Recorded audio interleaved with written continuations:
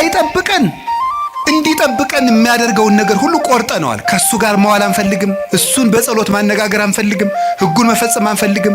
በቤቱ መኖር አንፈልግም። መታረቅ አንፈልግም። መስማማት አንፈልግም። በምን መልኩ ይጠብቃል? ዲያብሎስ ራሱ ክፉ ነገርን ያመጣና እግዚአብሔር ቸር ከሆነ ክፉ ነገር ለምን አመጣብህ ብሎ ደግሞ ይጠይቀናል። ለዚህ መልስ ያጣች ነፍስ በእግዚአብሔር ተስፋ ቆርጣ ትቆበልላለች።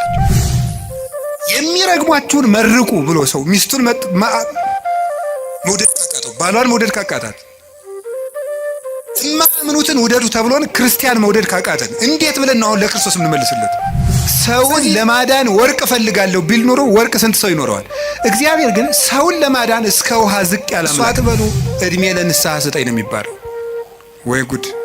እንደዚህ ማለት ጌታ ሆይ ግደለኝ ማለት እኮ እንዲሁ ጸድቅ ያለው ማለት ነው። አስተካክለኝ፣ ጊዜ ስጠኝ፣ ቆየኝ እስካፈራ፣ አትቁረጠኝ ነው የሚባለው። ያለ እግዚአብሔር ፈቃድ ምን አይሾምም። እና እንግዲህ ሁሉም ባለስልጣን እግዚአብሔር እየፈለገ ነው የሾመው ነው? አዎ አይደለም? ሁሉም ባለስልጣን ማለት ነው። እንደው የዛሬዎችን መገምገም ከፈራችሁ የድሮዎችን ገምግሙ፣ ችግር የለም።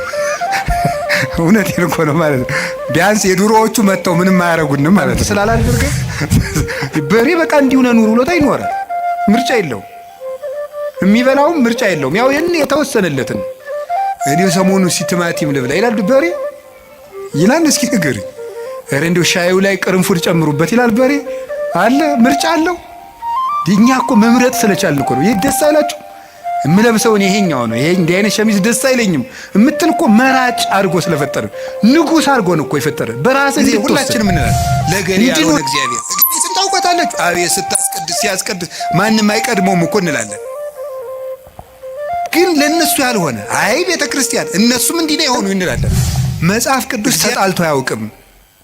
መጽሐፍ ቅዱስ የተጣላ መስሎ የሚታየን እኛ ከመጽሐፍ ቅዱስ ጋር ስለተጣላን ነው ይላል። በገጠር ያሉት ያዝናሉ፣ የከተማው ሰው እንጃ ያላውቅም። ከተማ ሰይጣንን እንዲፈትነን ለምን ይፈቅድለታል በሚል ርዕስ ነው የምንማማረው። እስኪ በሉ እግዚአብሔር በሉ። ሰይጣንን እንዲፈትነን ለምን ይፈቅድለታል? እንግዲህ መቼም ትምህርት ስንማር አንዳንድ ጥያቄ መመለስ ነው ዓላማው። ሰይጣን የሚፈጥርብንን ዓላማ መመለስ ነው። እርግጠኛ ነኝ የሁላችሁም ጥያቄ ነው አይደለም? እስቲ ነው የሚል ነው። እሺ እግዚአብሔር ይስጥልን። የሁላችሁም ጥያቄ ነው? ካልሆነ እንለፈው ርስን። የሁላችሁም ጥያቄ ነው? እሺ በብዙ ሰው የማያምኑ ሰዎችም ይህንን ይጠይቃሉ። እግዚአብሔር መልካም ከሆነ ለምንድን ነው እንደዚህ ያለ ችግር ሲደርስብን ዝም የሚለን? ለምን ዝም ይላል እግዚአብሔር የሚል ነገር አለ። መጽሐፍ ቅዱስንም ስናነብ የሚጋጭ የሚመስል ነገር ብዙ ነገር ታገኛላችሁ። የመጀመሪያው እግዚአብሔር ባህሪው መልካም ነው። ባህሪው መልካም ነው። በሱ ዘንድ ክፉ የለም። አልወ ጽልመት ውስተ መክፈልታቲሁ። በእግዚአብሔር በባህሪው ኃጢአት የለበትም፣ ነውር ነቀፋ የለበትም። እስመ ንጹሕ አጠባያቲሁ ለእግዚአብሔር። የእግዚአብሔር ባህሪ ሁሉ ፍጹም ንጹሕ ነው። እግዚአብሔር ባህሪው ንጹሕ ነው። ፈቃዱ ደግሞ መልካም ነው። ኄር እግዚአብሔር ለእለ ይትዔገሥዎ ወያድኅኖሙ በጊዜ ምንዳቤሆሙ። እግዚአብሔር ለሚታገሱት ሁሉ እግዚአብሔር መልካም ነው፣ በመከራ ቀንም መሸሸጊያ ነው ይላል ትንቢተ ናሆም ምዕራፍ 1 ቁጥር 7 ላይ እግዚአብሔር መልካም ነው፣ በመከራ ቀንም መሸሸጊያ ነው። እግዚአብሔር መልካም ነው፣ በመከራ ቀንም መሸሸጊያ ነው። ወምስካኢነ ውእቱ አምላኩ ለያዕቆብ፣ የያዕቆብ አምላክ መጠጊያችን ነው። ወበይንተዝ ኢንፈርህ ለማድለቅለቀት ምድር ወለመኒ ፈለሱ አድባር ውስተ ልበ ባሕር። ስለዚህ ተራሮች ተነስተው ወደ ባህር ልብ እንኳን ተነስተው ቢገቡ ወይም ቢነቀሉ አንደነግጥም፣ የያዕቆብ አምላክ መጠጊያችን ነውና።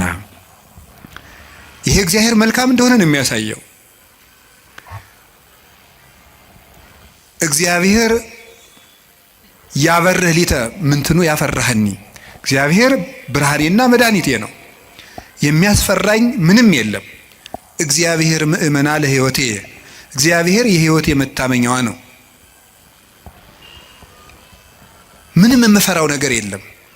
እመኒ ጸብአኒ ተአይን እይፈራህኒ ልብየ። ሰራዊት እንኳን ከቦ ቢወጋኝ እግዚአብሔር መታመኛዬ ነውና አልፈራም ይላል። ስለ እግዚአብሔር ብርሃን ነው። እግዚአብሔር መድኃኒት ነው። እግዚአብሔር መልካም ነው። እሱ ራሱ ኖራል። አነ ውእቱ ኖላዊ ኄር ዘበአማን፣ እኔ እውነተኛ እረኛ መልካም እረኛ እኔ ነኝ ይላል። በጎ እረኛ እኔ ነኝ። እንኳን በአፋ ሆኖ መጠበቅ ይቅርና ራስን አሳልፎ በመስጠት እንኳን የሚጠብቅ እረኛ ነው እሱ። እግዚአብሔር ንጉሥ ሆኖ መጠበቁ፣ አምላክ ሆኖ መጠበቁ፣ በሰማያዊት መንግስቱ በግርማ መለኮቱ ሆኖ መጠበቁ ድንቅ ነው። ከዚያ ያለፈ ደግሞ የሚደንቀው ራሱን በመስጠት የጠበቀን እረኝነት ግሩም ነው። ለእኛ ራሱን አሳልፎ መስጠቱ። እግዚአብሔር እኔ ቸር እረኛ ነኝ ብሏል። እኔ ቸር እረኛ ነኝ፣ በጎቼም እኔን ያውቁኛል፣ ድምፄንም ይሰማሉ። በእኔ በኩል የሚገባ ይድናል። እኔ የበጎች በር ነኝ። ዘዋንታ አቤ ውእቱ ይድህን፣ በእኔ በኩል የሚገባ ይድናል። ይበው ወይ ወፅ፣ ይገባል ይወጣል። ወይ ረክብ ምርአየ፣ መሰማሪያም ያገኛል ይላል። ስለዚህ በጎቼ እኔን ያውቃሉ፣ እኔም በጎቼን አውቃለሁ። አልቦ ዘየሐይደኒዮን እምዴ፣ በጎቼን ከእጄ የሚነጥቃቸውም ከቶ የለም ይላል። እንግዲህ እግዚአብሔር ጠባቂያችን ነው፣ እረኛችን ነው፣ መልካም ነው፣ ቸር ነው። እግዚአብሔር ሰው እንዲጠፋም አይፈልግም። ኢፈነወ እግዚአብሔር ለወልዱ ከመ ይትሐጐል ኩሉ ዓለም አላ ከመ ይሕየው። እግዚአብሔር ዓለሙ ሁሉ እንዲድን እንጂ እንዲጠፋ ልጁን አላከውም ይላል። እግዚአብሔር ዓለሙ ሁሉ እንዲድን ነው እንጂ እንዲጠፋ አይፈልግም። ቅድምም ብፁዕ አባታችን እንደጠቀሱልን ጢሞቴዎስ ምዕራፍ 2 ቁጥር 1 ላይ ሲናገር ዘይፈቅድ ይሕየው ኩሉ ዓለም ዘአነ ቀዳሚሆሙ ለኃጥአን፣ የኃጥአን መጀመሪያቸው የምሆን እኔንም ጨምሮ ዓለም ሁሉ እንዲድን የሚወድ እግዚአብሔር ይላል ቅዱስ ጳውሎስ። ዓለም ሁሉ እንዲድን የሚወድ እግዚአብሔር የሚወደው ዓለም ሁሉ እንዲድን ነው። ወይኩን ፈቃድከ እንላለን። ፈቃድ በሰማይ እንደሆነች እንዲሁም በምድር ትሁን እንላለን። ቅዱስ ዮሐንስ አፈወርቄን ሲተረጉም ፈቃዱሰ ለእግዚአብሔር ድህነት ዓለም ውእቱ ይላል።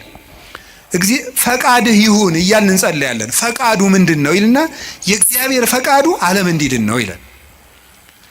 ሰዎችን ሁሉ ይወዳል፣ ለፍጥረት ሁሉ ይራራል። እግዚአብሔር ፍጥረትን እግዚአብሔር እንኳን እሱ ይቅርና ቅዱሳን ቸሮች ናቸው። የቅዱሳን ቸርነት ከሰው አንሶ እስመ ነፍሰ ጻድቅ ይትራራ ላዕለ ነፍሰ እንስሳው፣ የጻድቅ ሰው ነፍስ ለእንስሳ እንኳን ይራራል ይላል። ጻድቅ ለእንስሳ እንኳን የሚያዝን ነው። እግዚአብሔርን ተውት። አንድ ሰው እግዚአብሔርን መምሰል ሲጀምር ለእንስሳ እንኳን የሚያዝን ይሆናል። ለእንስሳት የሚያዝን ይሆናል። ዛሬም ድረስ አሉ ለእንስሳት የሚያዝኑ። በገጠር ያሉት ያዝናሉ። የከተማው ሰው እንጃ ያላውቅም፣ ከተማ ስለማልኖር።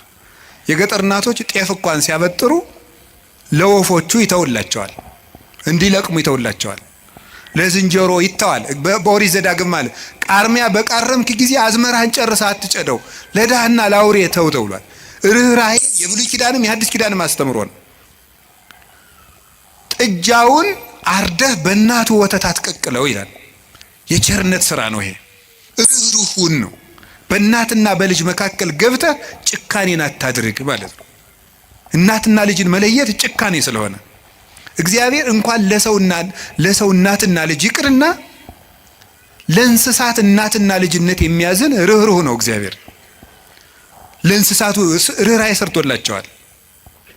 አህያውን ያለመጠን እንዳይጭኑት ስርዓት ሰርቷል እግዚአብሔር። በሬና በሬ እንዳይዋጋ ስርዓት ሰርቷል። አንዱ በሬ የአንዱን በሬ ወግቶ እንዳይገድል ኦሪት ዘጸአት ምዕራፍ 21 ላይ እንደተጻፈልን። ስለዚህ እግዚአብሔር ለእንስሳት እንኳን እንድናዝን ፈጥሮናል። ለሁሉ ልክ መልክ ሰጥቶ ነው የፈጠረ እግዚአብሔር። ሁሉም እንኳን እሱ የእሱ ቅዱሳን እንኳን ቅዱሳን እሱ የፈጠረው ፍጥረት እንኳን መልካም ነው። 6 ቀን የፈጠረው ፍጥረት ሁሉ ወሬ እግዚአብሔር ከመሰናይ ወሬ እግዚአብሔር ከመሰናይ እግዚአብሔርም ያ መልካም እንደሆነ አየ እያለን የደመደመው የፈጠረው ፍጥረት ሁሉ እግዚአብሔር መልካም ነው። እንግዲህ እግዚአብሔር መልካም ከሆነ ቸርም ከሆነ እንዳንጠፋም የሚፈልግ ከሆነ እንድንድንም የሚፈልግ ከሆነ ቸር እረኛችንም ከሆነ እሱን ከተጠጋን ምንም የሚነጥቀን ከሌለ በሱ ስም እያመንን እሱን ጥግ እያደረግን የሱን ስም እየጠራን እየጸለይን እያስቀደስን በጎው እግዚአብሔር የቂዶ ክፉ ይደርስብናል የሚል ጥያቄ ሁላችንም እንጠይቃለን። ዲያብሎስ ራሱ ክፉ ነገርን ያመጣና እግዚአብሔር ቸር ከሆነ ክፉ ነገር ለምን አመጣብህ ብሎ ደግሞ ይጠይቀናል። ለዚህ መልስ ያጣች ነፍስ በእግዚአብሔር ተስፋ ቆርጣ ትቆበልላለች። ለምንድን ነው እግዚአብሔር የማያዝንልኝ? አንዳንድ ጊዜ ደግሞ እንደውም በተለይ ያሁኑ ትውልድ ምን ብሎ ሊጠይቅ ይችላል? ቆይ እግዚአብሔር በእኔ ስቃይ ደስ ይለዋል ይላል። እግዚአብሔር በእኔ ስቃይ ደስ ይለዋል ወይ? ለምንድን ነው እኛ ስንሰቃይ ዝም የሚለው የሚል ጥያቄ። እዚሁ ጋር የሚያያዝ አንድ የመጽሐፍ ቅዱስ ጥቅስ ላንሳላችሁ። አነ ውእቱ ፈጠርኩ ብርሃነ ወገበርኩ ጽልመተ። ብርሃንን የፈጠርኩ እኔ ነኝ፣ ጨለማንም የሰራሁ እኔ ነኝ። አመጽ ሰላመ እፈጥር ሰላመ ወእገብር እኪተ። ሰላምንም አመጣለሁ ክፋትንም እፈጥራለሁ። አነ እግዚአብሔር ፈጠርኩ ዘንተ ኩሎ። እኔ እግዚአብሔር ሁሉንም ይሄንን ፈጠርኩ ይላል ትንቢተ ኢሳይያስ ምዕራፍ 45 ቁጥር 6 ላይ። እኔ እግዚአብሔር ሰላምን አመጣለሁ ክፋትን እፈጥራለሁ፣ ብርሃንንም ፈጥሬያለሁ ጨለማንም ፈጥሬያለሁ ይላል። እዚያ ላይ እግዚአብሔር መልካም ነው አለ። አሁን ደግሞ እዚህ ላይ እኔ እግዚአብሔር ክፋትን እፈጥራለሁ ይላል። እግዚአብሔር ክፋትን ይፈጥራል? ምን ትላላችሁ? እንዴ እፈጥራለሁ ያለ እኮ ራሱ ነው። እግዚአብሔር ራሱ ነው እኔ ክፋትን እፈጥራለሁ። እኔ እኮ መጽሐፍ ቅዱስ ላይ ነው የጠቀስኩት። እግዚአብሔር እንደዚህ ብሏል፣ እግዚአብሔር ክፋትን እፈጥራለሁ ብሏል ይላል። ምን ትላላችሁ? እኔ ክፋትን የምፈጥር አምላክ ነኝ ይላል። እኔ ሰላምንም አመጣለሁ ጦርነትን የማመጣው እኔ ነኝ ይላል። ከዚያ መልሶስ ደግሞ ምን ይላል? ደግሞ መልእክተ ያዕቆብ ምዕራፍ 1 ቁጥር 3 ላይ እያሜክር እግዚአብሔር በእኩይ ይላል። እግዚአብሔር በክፉ ማንንም አይፈትንም ይላል። እንዴት ያለ ነገር ነው! እግዚአብሔር በክፉ ማንንም አይፈትንም። ኢሳይያስ ላይ ደግሞ እኔ እግዚአብሔር ክፋትን እፈጥራለሁ። አልተጋጨም? ተጋጭቷል? እሺ አልተጋጨም። አንስታሴዎስ የሚባል ሊቅ ምን ብሎ ይናገራል? መጽሐፍ ቅዱስ ተጣልቶ አያውቅም። መጽሐፍ ቅዱስ የተጣላ መስሎ የሚታየን እኛ ከመጽሐፍ ቅዱስ ጋር ስለተጣላን ነው ይላል። አንተ ከመጽሐፍ ጋር ስትታረቅ መጽሐፍት ተጣልተው አያውቁም ብሎ ይናገራል። ስለዚህ እግዚአብሔር መልካም ነው። እስቲ እግዚአብሔር መልካም ነው በሉ። እግዚአብሔር ቸር ነው በሉ። ሰው ሁሉ እንዲድን ይፈልጋል፣ ይረዳናልም። ልብ በሉ። እንዲያውም ምንድን ነው የሚለው? ወይ ፈቅድ ምክንያት ለድሂን። እግዚአብሔር ሰውን ለማዳን ምክንያት ይፈልጋል። ሰውን ምክንያት ፈልጎ ነው የሚያድን እንጂ ቆይ እስቲ በገሌ በምን ልፍረድበት አይደለም የሚለው። የሚያድን ነገር ከዚህ ሰውዬ ምን ላግኝ፣ እንዲያው ምን አይቼ ልማረው ነው የሚለው እንጂ እግዚአብሔር እንዲያው በገሌ በምን ልፍረድ ይችንም ልመዝግብ አይደለም የሚለው። ኃጢአትን ብትቆጣጠር ኑሮ በፊት ማን ይቆማል ያለ ዳዊት ይሄን ነው። ኃጢአትን ብትቆጥር በአንተ ፊት የሚቆም ማንም አይቆምም። ቸርነትን ነው የሚቆጥር። እግዚአብሔር ሰውን ለማዳን ተግቶ የሚሻ አምላክ መሆኑን የምታዩት ሰውን ለማዳን ወርቅ እፈልጋለሁ ቢል ኑሮ ወርቅ ስንት ሰው ይኖረዋል? እግዚአብሔር ግን ሰውን ለማዳን እስከ ውሃ ዝቅ ያለ አምላክ ነው። ቀዝቃዛ ውሃ የሰጠ ይድናል አለ። ምን ማለት መስላችሁ? እስከ ትንሹ ነገራችሁ ድረስ እናንተን ለማዳን እወርዳለሁ። ውሃ ማንም ሰው ሊያገኘው የሚችለው ነው። ሌላ መንፈሳዊ ትርጉም አለው። ውሃ የሰጠ የተባለ ይላል ቅዱስ ቄርሎስ፣ ሰው ምንም ነገር ቢሰጥ በእግዚአብሔር ዘንድ ውሃ ነው። አካልህን እንኳን ለእግዚአብሔር ቆራርጠ ለሰማዕትነት አሳልፈ ብትሰጥ ለእግዚአብሔር ግን ውሃ እንደመስጠት ነው። ምክንያቱም ያ አካል የራሱ ነው። እግዚአብሔር ደግሞ ላንተ ያደረገልህ ነገር ያንተ አካል ቢቆራረጥ እንኳን የማይመጥን ነው። ስለዚህ ለእግዚአብሔር ምንም ነገር ብንሰጥ ውሃ ነው። አካል ውሃ ነው። እንደዚያ ከሆነ እግዚአብሔር እንደዚህ ያለ መልካም አምላክ እንዲህ ያለ መልካም አባት ከሆነ ለኛ የሞት አምላክ አኮ በመላክ ወአኮ በተንባል መላክ ልኮ አማላጅ ልኮ ሳይታረቀን ራሱ መጥቶ ከታረቀን እስከዚህ ድረስ ሰው የሚወድ አምላክ ከሆነ ለምንድን ነው እግዚአብሔር ክፉ የሚያመጣብን የሚል ጥያቄ ይኖራል። እግዚአብሔርስ በክፉ ይፈትናል ወይ? መልሱ አይፈትንም ነው። እስኪ አይፈትንም በሉ። እግዚአብሔር በክፉ ይፈትናል አይፈትንም? እግዚአብሔር ክፉ ይፈጥራል አይፈጥርም? እስኪ ንገር፣ ይፈጥራል አይፈጥርም? አይፈጥርም። እግዚአብሔር እንዴ እፈጥራለሁ ብሎ አላልክም ቅድም ልትሉ ትችላላችሁ። እግዚአብሔር ክፉ አይፈጥርም። ታዲያ ምን ማለት ነው? ክፉ ሲመጣ ዝም ይላል ነው። እስኪ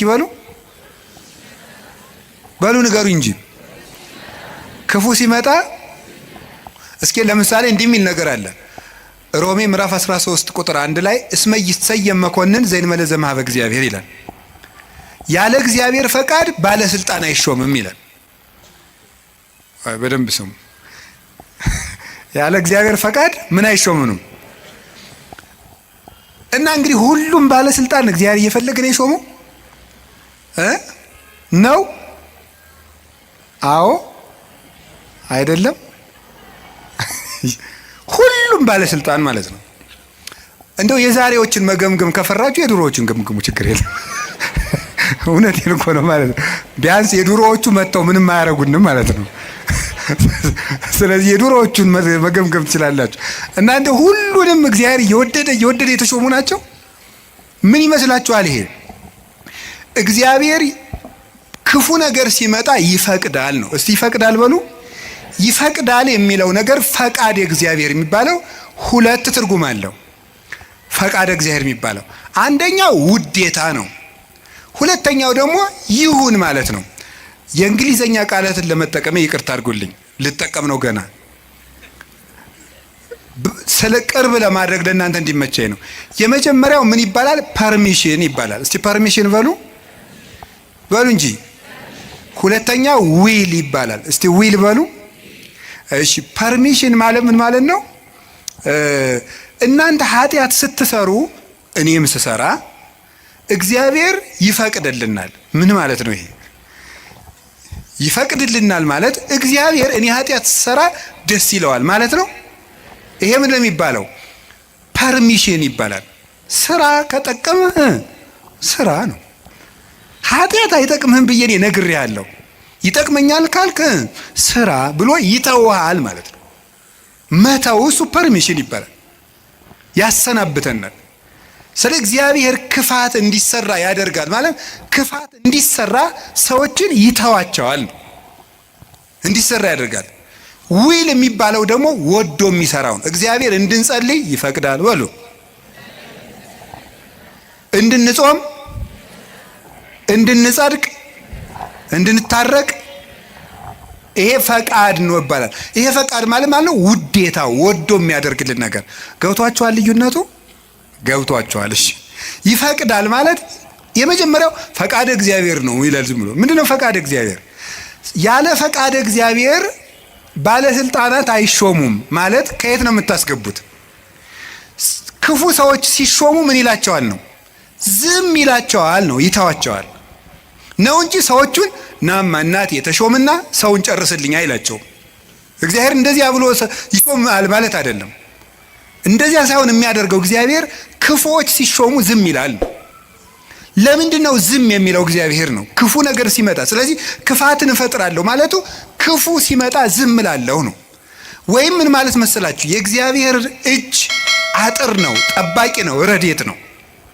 የእግዚአብሔር እጅ በእግዚአብሔር ለመጠበቅ ያልተገባን ሆነን ስንገኝ እግዚአብሔር አጥሩን ያነሳዋል። ያልተገባን ሆነን ስንገኝ አትጠብቀኝ ስንል ማለት ነው። ምን ማለት መሰላችሁ? መዝሙረ ዳዊት ላይ እንዲህ ይላል፣ መዝሙር 9 ላይ ውሃ ኮሃጠ ለእግዚአብሔር፣ ኃጢአተኛ ሰው እግዚአብሔርን አወከው ይላሉ ሊቃውንቱ። አወከው ማለት ምን ማለት ነው? እንዳይምረው ኃጢአት ይጨምራል፣ እንዳይቀስፈው ጥቂት ጥቂት ጽድቅ ይሰራል።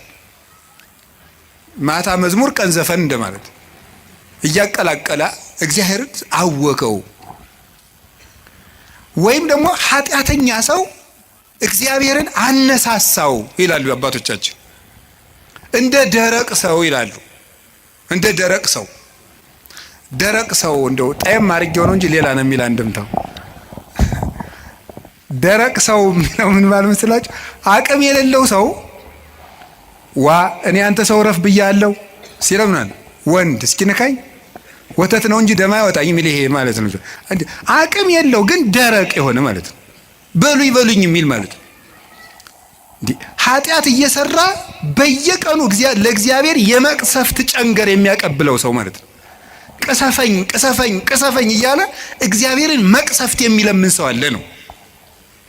እግዚአብሔር የመዳን እድል የመስተካከል እድል በሰጠው ቁጥር እየተበላሸ ለእግዚአብሔር የቁጣ በትር የሚያቀብለው ሰው፣ ለዚህ ሰው እግዚአብሔር የጥበቃ ረድኤቱን ያነሳበታል። ልቡ እንዲስተካከል የሚያራራውን የሚገስጸውን ረድኤቱን ሲያነሳው ልቡ ይደነድናል፣ ጨካኝ ይሆናል፣ ያሰናብተዋል። ያን ጊዜ ሰዎች በሙሉ አራዊት አጥር ሲነሳላቸው በተከፈተ ቤት ውስጥ ገብተው እንደሚሰለጥኑት ሁሉ እግዚአብሔር ረድኤቱን ከኛ ላይ ሲያነሳ አራዊት የሆኑ ሰዎች በስልጣን ሊሆን ይችላሉ፣ በጭካኔ ሊሆን ይችላሉ፣ መጥተው እንዲሰለጥኑ ያደርጋቸዋል ማለት ነው። በሰው ላይ እንዲሆኑ ያደርጋቸዋል እንደተባለው ማለት ነው። አንድ ዲያቆን ነው አይደል የተባለው፣ መቅደስ ውስጥ ቅዱስ ጳውሎስን እንትቷሉ የኢዮብን መጽሐፍ ያነባል አሉ። እንዲያው እኮ ይገርማል። እና የሚያነበው ደግሞ አነግስ ብእሴ መደለው የሚለውን ነው። አፄ ቴዎድሮስ እያስቀደሱ ነው ይባላል። ጨካኝ ንጉሥ አነግሳለሁ የሚለውን ነው የሚያነበው። ጨካኝ ንጉሥ አነግሳለሁ ብሏል እግዚአብሔር የሚለውን ያነባል። ምን ብለው ጨመሩበት እሳቸው? ቀጥሎ ያለውን እሱ ግን አይላትም አውቆ። በይንተ ከህዝብ የሚለውን ጨምረው እንጂ አሉት አሉ። ስለ ህዝቡ ክፋት የሚለውን ጨምረህ አነበው አሉት። ስለምኑ ክፋት ነው? ስለ ህዝቡ ክፋት ነው። ስለዚህ ክፉ ነገርን ማን ነው ያመጣው ካላችሁን፣ እኛ በሉ ንገሩኝ እንጂ እኛንን ክፉ ነገርን የምናመጣው። እግዚአብሔር ክፉ ነገርን አመጣለሁ ማለት ክፉ ነገር ሲመጣ ዝም እላለሁ፣ አሰናብተዋለሁ ማለት ነው። ፈርዖን በእስራኤል ላይ እንዲሰለጥን ዝም እለዋለሁ ነው፣ አሰለጥነዋለሁ። ለምንድን ነው እግዚአብሔር ክፉ ነገር እንዲመጣብን የሚፈቅድ? አይወደንም፣ ይወደናል። አይፈልገንም፣ ይፈልገናል። አያዝንልንም፣ ያዝንልናል። እና ግንሳ ምን ሆነ? እንዳይጠብቀን እንዲጠብቀን የሚያደርገውን ነገር ሁሉ ቆርጠነዋል። ከሱ ጋር መዋል አንፈልግም። እሱን በጸሎት ማነጋገር አንፈልግም። ሕጉን መፈጸም አንፈልግም። በቤቱ መኖር አንፈልግም። መታረቅ አንፈልግም። መስማማት አንፈልግም። በምን መልኩ ይጠብቀን? አብሮን ቢኖር ክፉ አይደርስብንም። አብሮን እንዳይኖር ደግሞ ቤታችን ቆልፈናል። እኔ በደጅ ቁሜ አንኳኳለሁ፣ የሚከፍትልኝ ቢኖር ራት እበላለሁ ብሏል። የምንከፍተው እኮ ደጃፋችን መስኮታችን አይደለም፣ ልብ ነው ደጅ ያለው። ያን መክፈት ይጠበቅብናል። በየት ይግባ ክርስቶስ እኛ ጋር ለመግባት? ስለዚህ እንዳይጠብቀን ስናደርግ ክፉ ነገሮች ወደኛ ይመጣሉ። እንደ ቅዱስ ዮሐንስ አፈወርቅ ደግሞ አነጋገር እግዚአብሔር ክፉ ነገር ወደኛ የሚያመጣው አስፈራርቶ ወደ ቤት ለማምጣት ነው ይላል። ምን ለማድረግ ነው? በሉ ንገሩኝ እንጂ። አቤት፣ አስፈራርቶ ወደ ቤት ለማምጣት። ይሄንን ቅዱስ ዮሐንስ አፈወርቅ በምን ይመስለዋል? ልጇ ቁማር እየተጫወተ ባስቸገራት እናት መስሎ ያስተምራል። ቁማር፣ የዛሬውን ቁማር እኔ አላውቅም። የድሮ ሁሉ ቁማር አለ። ምን ግጫ ምናምን ቅልቦሽ የሚባል አለ በገጠር። ይሄ ገበጣ በጣም ብዙ አለ። በቃ የቁማር አይነት የገጠር ቁማር ነው። ይሄ እረኞች የሚጫወቱ በቁልፍ በምናምን ነው። ያን እየተጫወተ ሲያስቸግራት ምን ታደርጋለች ይላል? ማስክ የለበሱ የሚያስፈራሩ ጎልማሶችን ከጎረቤት ትልክበታለች ይላል። ሕፃን ሆኖ እያካስቸግራት የሚሉ ሰዎች ትልክበታለች። ያ ሕፃን ልጅ በእነዚያ ተስፈራርቶ ምን እንዲያደርግ ይመስላችኋል? እየሮጠ ወደ እናቱ ቤት እንዲመጣ ነው።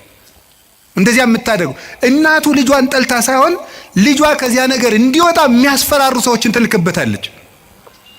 እግዚአብሔር ክፉ ነገሮች ወደኛ ሲመጡ ዝም የሚላቸው ዋናው ምክንያት ምንድነው ሲባል እነዚያ ነገሮች እንኳን ቢሆን አስፈራርተውን ቃለ እግዚአብሔር ስላልመለሰን፣ ምክር ስላልመለሰን፣ ንስሐ አባት ስላልመለሰን፣ መጽሐፍ ስላልመለሰን፣ ስብከት ስላልመለሰን፣ ምንም ነገር ስላልመለሰን ቢያንስ የሚያስፈራሩ ነገሮችን እንኳን መጥተው ወደ ቤቴ ቢመጡ ብሎ ነው።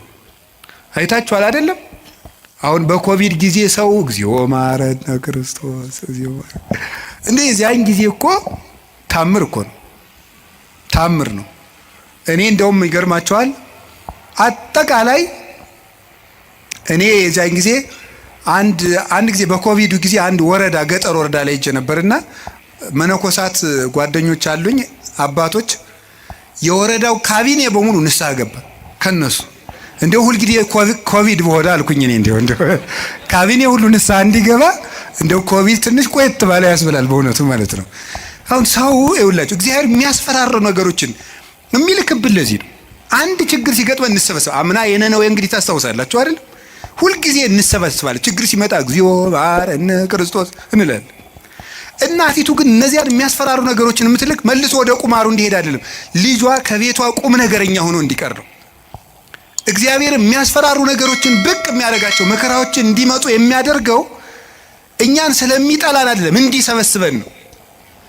እግዚአብሔር ለነነዌ ሰዎች የሚገለብጥ መከራ እመጣለሁ ያላቸው ተመልከቱ። ይሄን የእናትነት ስራ ነው የሰራው እግዚአብሔር። ሊያጠፋቸው ፈልጎ አይደለም፣ አስፈርቶ ወደሱ ማምጣት ነው የፈለገ። ቅዱስ ያሬድ ለዚህ ነው አንተ አቡነ ወአንተ እምነ ያለው። አንተ አባታችን ነህ፣ አንተ እናታችን ነህ። እግዚአብሔር እናት ነው። ልጆቹ እንዲከፉበት ስለማይፈልግ የሚያስፈራሩ ነገሮች፣ ዮናስን እኮ ያለው ሂድና አስፈራራ ነው ያለው። አስፈራራቸው ፈርተው እንዲመለሱ ማለት ነው። ተጽናንቶ መመለስ ያቃተው ቢያንስ ፈርቶ እንዲመለስ ነው። ስለዚህ ፈርተው ተመለሱ። እግዚአብሔር ክፉ ነገሮችን የሚልካቸው ወይም ሰይጣን ክፉ ነገሮችን እንዲያመጣ እግዚአብሔር ዝም የሚለው ለምንድን ነው ካላችሁኝ፣ ፈርተን እንድንመለስ ነው። ምን አላችሁኝ? ምን አላችሁኝ? ምን አላችሁኝ? አንዳንድ ጊዜ ሕፃን ሆነን ስናስቸግር ትዝ ይላችኋል። ለከተማ ሰው ብዙ ምሳሌ ቅርብ አይደለም። አንተ ነዚያ ምድጃ እየቆሰቆስክ ያደክረው እኛ ስቶቭ ነን እንዳትሉ። እኛው ምድጃ ሲነድ ድሮ እሳት ማማ እያልን እናስቸግራለን። እሳት እኮ ነው የምንለምነው። ከዚያ መጨረሻ ላይ እምቢ ካል ኡፍ ኡፍ እያሉ ያስፈራሩናል። እምቢ ካልን አይ እንግዲህ ቀመሰው ብለው ተርኮስ ያደርጉናል። ድግም ቀን እሳት የሚባል አንቀምሳትም ከዚያ በኋላ ማለት ነው። እግዚአብሔር እንደዚያ ነው። ኡፍ ኡፍ ይለናል። እናታችን አባታችን ስለሆነ መመለስ ካቃተን አንዳንድ ጊዜም ተርኮስ ያደርገናል። ድግም ቀን እንዳይደግመን ማለት ነው። እና እግዚአብሔር ስለሚጠላን እንዳይመስላችሁ። እኔ እውነቴን እኮ ነው። እንዴት አድርጎ እንደሚወደን ተመልከቱ። አሁን እናት ልጇን በእሳት መተርኮስ ፈልጋ ነው አይደለም። ልጄ ጨርሶ ከሚቃጠል እንደው ትንሽ ይተኩሰውና ለሌላ ቀን እንዳይቃጠልብኝ ነው ነገሩ እኮ። እግዚአብሔር ገሃነም እንዳይበላን እኮ ነው ትንንሽ ነገሮችን የሚተረኩሰን። ገንዘቦቻችን በማሳጣት ዘመድ እንዲሞትብን፣ ጓደኛ እንዲለየን በማድረግ ከሹመት እንዲሻሩ፣ እንድናጣ፣ እንድንዋረድ፣ ኃጢአት ስንሰራ የሚያዋርዱንን ሰዎች በመላክ ሰዎች እንዲደርሱብን በማድረግ በማጋለጥ ኋላ ከምትጋለጥ ዛሬ ባጋለጥ ብሎ የሚያዋርዱ ሰዎችን ጭምር በመላክ እግዚአብሔር እኛን ትንሽ ተርኮስ እያደረገ ወደ ቤቱ ያመጣናል። እንዴት እንደሚወደን ተመልከቱ። ፈተና በመጣብን ጊዜ እግዚአብሔር እንደሚወዳችሁ ተመልከቱ። እውነቴን የምነግራችሁ ጌታ ሆይ ለምንድን ነው እንዲሁ አክስቴም ሳምንት ዕለት ሞተች፣ እናቴ ደግሞ የዛሬ ወር፣ እንደገና ደግሞ የዛሬ 2 ወር ከስራ ተባረርኩ፣ እንደገና ደግሞ ይሄ ቀደረብኝ፣ ደግሞ ይሄኛው ተቃጠለብኝ፣ እንደዚህ አለብኝ፣ ጠልታኝ ነው ወይ እባክህን ወይም እባክሽን ልጄ ወደ ቤቴ ኑ ማለቱ ነበር።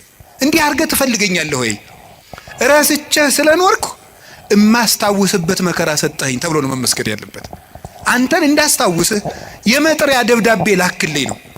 መጽሐፍ ቅዱስን ደብዳቤ ጽፎ ላከ፣ ንስሐ አባት ላከ፣ መጽሐፍትን ጽፎ ላከ፣ በቅዳሴ ጠራን፣ በትምህርት ጠራን፣ በመዝሙር ጠራን፣ ወንድሞቻችን ሲመጡ በመከራ ጠራን፣ አልተመለስንም። መጨረሻ ላይ ደግሞ የመከራ መልእክት ይልካል። እባካችሁ ኑ ነው። ለምኖ የሚያድን አምላክ እንደ እግዚአብሔር ያለ አለ እንዴ? ለምኖ እኮ ነው የሚያድነን። አሁን ሙሴን አላያችሁትም? እንዴት አስፈራርቶ መመለስ እንደፈለገ።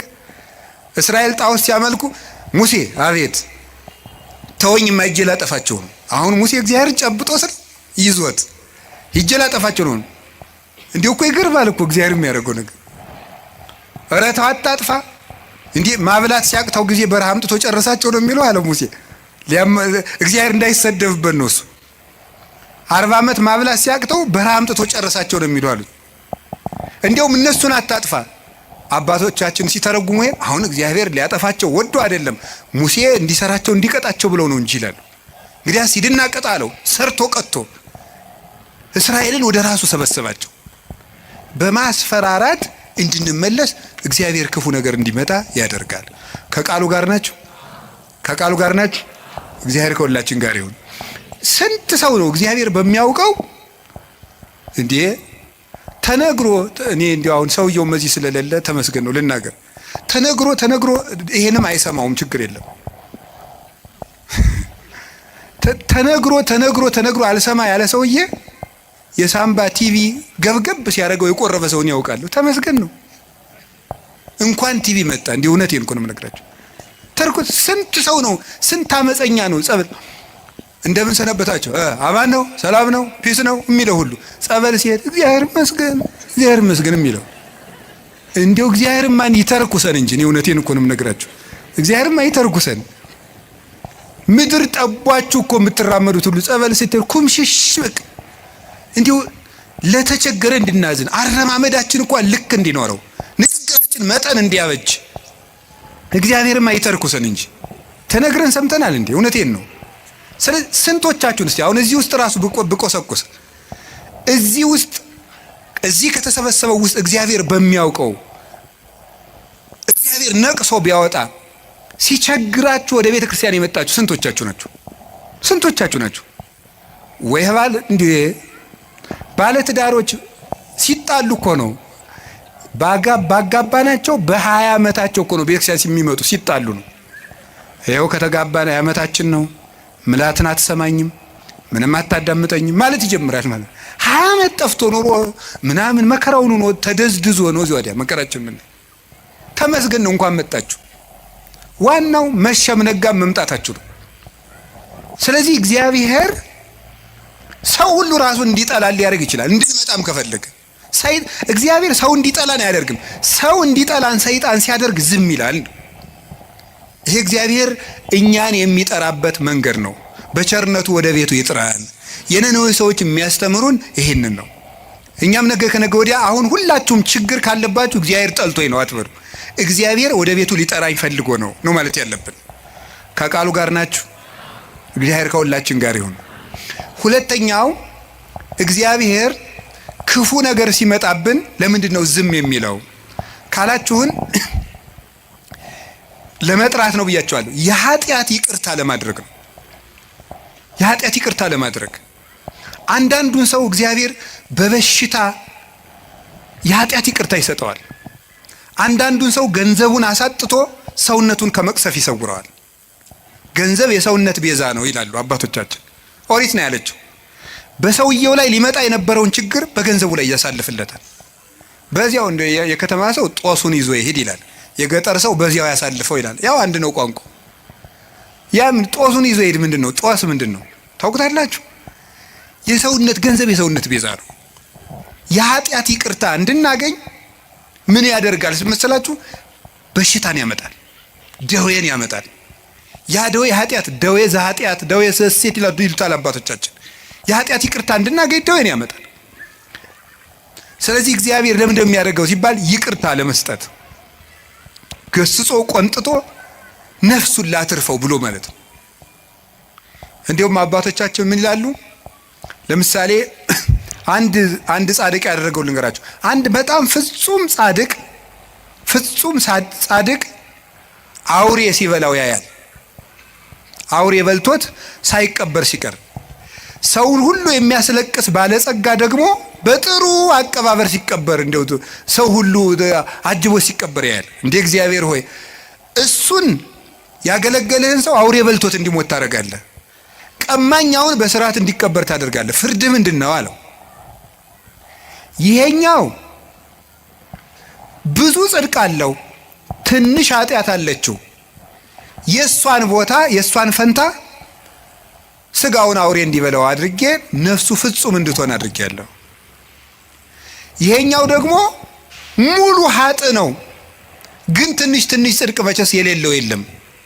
የዚያን ዋጋ ደግሞ በምድር ተመችቶት እንዲቀበር ተመችቶት እንዲኖር እንደገና ደግሞ በአጃቢ እንዲቀበር አድርጌያለሁ። ያኛውም የሰማይ ዋጋውን አግኝቷል፣ ይሄም የምድር ዋጋውን አግኝቷል። ስለዚህ ያኛውን አውሬ እንዲበላው ያደረኩት ሲበላው ዝም ያልኩት ዋጋው ፍጹም ይሆን ዘንድ ነው። አንተ በእኔ ፍርድ አትግባ ብሎ መለሰለት ይባላል። እኔ ሁሉንም አውቃለሁ ይላል። ስለዚህ አንዳንድ ጊዜ ሁላችንም እንላለን ለገሌ ያልሆነ እግዚአብሔር እገሌትን ታውቃታለች፣ አቤት ስታስቀድስ ሲያስቀድስ ማንም አይቀድመውም እኮ እንላለን። ግን ለነሱ ያልሆነ አይ ቤተ ክርስቲያን እነሱም እንዲህ ነው የሆኑ እንላለን። እግዚአብሔር ግን በኋላ አመጣዋለሁ። ይሄንን የሚያደርግበት ምክንያት ለኃጢአታቸው ይቅርታ ለማድረግ ነው። እንደዚህ ስላችሁ ደግሞ ጊዜ እንዲሁ በኃጢአቴ ነው ይሄን የተቀጣው ማለት ደግሞ በራሱ ትዕቢት ነው። ለምን መሰላችሁ? ለኃጢአቴ ይሄ መከራ ይበቃኛል ማለት ራሱ ትዕቢት ነው። በቸርነቱ ይዞኝ ነው እንጂ አባቶቻችን እንደ ቸርነት እንጂ እንደ በደላችን አይሁን የሚለውን ቅዳሴ ላይ ያለውን ቃል ሲተረጉሙ ብዙ ትርጉም ነው ያለው። መከራ የምታመጣብን የቸርነትህን ያህል ነው እንጂ የኃጢአታችን ያህል አምጥተህ አታውቅም ይላሉ። የቸርነቱን ያህል እንጂ የኃጢአታችን ያህል መከራ ቢያመጣ በምድር ላይ መቆም የሚችል ሰው የለም። ስለዚህ እግዚአብሔር ለምንድን ነው ይህን የሚያደርገው ሲባል ይቅርታ ሊሰጠን ነው። ከቃሉ ጋር ናችሁ? ከቃሉ ጋር ናችሁ? እግዚአብሔር ከሁላችን ጋር ይሁን። ሶስተኛው እግዚአብሔር ለምንድን ነው ክፉ ነገር እንዲመጣ የሚያደርገው ወይም ክፉ ሲመጣ ለምን ዝም ይላል ነው። ይሄን የሚያደርግበት ምክንያት ቆይቶ ለማያፈራ ሰው መቅሰፍት ይሰጠዋል። ለምሳሌ ምን ማለት መሰላችሁ? ይሄ ሁለት አይነት ነው። አንደኛ ለምሳሌ እግዚአብሔር ሕፃናት እንዲሞቱ ለምንድን ነው የሚያደርገው? በመጽሐፍ የተጻፈውን ልንገራችሁ፣ ቀሪውን ራሱ ያውቃል። እግዚአብሔር ሕፃናት ሁላችንም እንጠይቃለን። እሺ እኛስ በኃጢአታችን ለምንድን ነው ሕፃናት የሚቀሰፉት እንላለን። ያን የሚያደርግበት ምክንያት ማለት ነው ምንድነው? መጨረሻቸው መልካም እንደሆኑ የሚያውቃቸውን ሕፃናት መጨረሻቸው መልካም እንደሆኑ ያወቃቸውን ሕፃናት ከክፉ ዘመን ሳይጨምራቸው በጊዜ ይወስዳቸዋል። ይሄ የራሱ አሰራር ነው። እስከ መጨረሻቸው ቅን እንደሚሆኑ ያወቃቸውን እነዚህ መጨረሻቸው መልካም ነው ብሎ እንደ ምርጥ ዘር ይወስዳቸዋል። ሰብአ ሰገል ላይ ክርስቶስ ሲሰደድ ለምንድን ነው ሕፃናት እንዲጨፈጨፉ ያለውን አባቶቻችን ሲተረጉሙ አንደኛ ከመከራው ሲያሳትፋቸው ነው። በኋላ እናመጣዋለን። የመጀመሪያው ግን አንዱ ምንድን ነው? እነዚህ ሕፃናት በጣም ቅኖች ናቸውና እስከ መጨረሻው አይቶ ሩጫቸውን ባወቀ ገንዘብ ቆይተው ከክፉ አይሁዶች ጋር እንዳይጨመሩ በጊዜ ወሰዳቸው ብለው ይተረጉማሉ አባቶቻችን። ስለዚህ ቆይቶ የሚከፋ ከሆነ ከነ መልካምነቱ በጊዜ ይወስደዋል። አንዱ እሱ ነው። መልካምን ሰው ቆይቶ እንዳይበላሽ ይወስደዋል ከቅንነቱ አንጻር።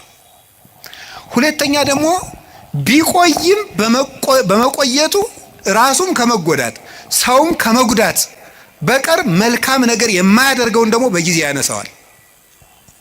ይህንም ደግሞ ይቀስፈዋል። መቆየቱ የማይጠቅመው አለ። ደግሞ እንደዚህ ስላችሁ ጊዜ እንደው ጌታ ሆይ እኔ መቆየቴ አይጠቅመኝ ዛሬ አንሳኝ እንዳትሉ። እንደው እኮ ሰው እኮ እንደው የሰው ነገር መቼም ሰው የሚነግሩትን ትቶ ያልነገሩትን ነው የሚይዝ። እንደሱ እያልኩኝ አይደለም። እንደሱ አትበሉ፣ እድሜ ለንስሐ ስጠኝ ነው የሚባለው። ወይ ጉድ! እንደዚህ ማለት ጌታ ሆይ ግደለኝ ማለት እኮ እንዲሁ ጸድቅ ያለው ማለት ነው። አስተካክለኝ፣ ጊዜ ስጠኝ፣ ቆየኝ እስካፈራ፣ አትቁረጠኝ ነው የሚባለው። ግደለኝ ማለት አይቻልም። እንደ ቅዱስ ጳውሎስ ያለ ሰው ነው ወደ ክርስቶስ ልሄድ እናፍቃለሁ ማለት የሚችል።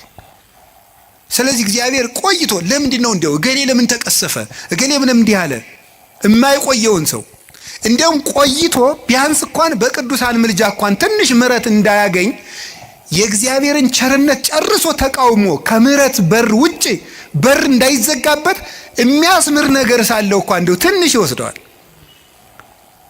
እንደገና ደግሞ ስለ ፍትህም ይወስደዋል።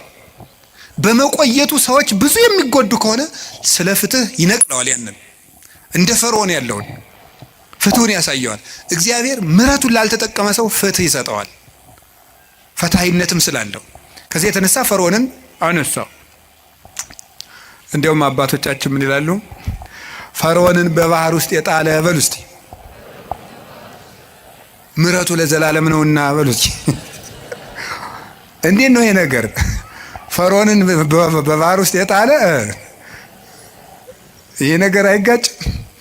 ፈርዖንን በባህር ጥሏል ብሎ ሲያበቃ ከዛ ምሕረቱ ለምንድን ነው? እንዴት ያለ ምሕረት ለዘላለም ምሕረት ነው አይደል? አይመስላችሁም? ጥያቄ ሆኖባቸው ያውቀው ምን ማለት ነው?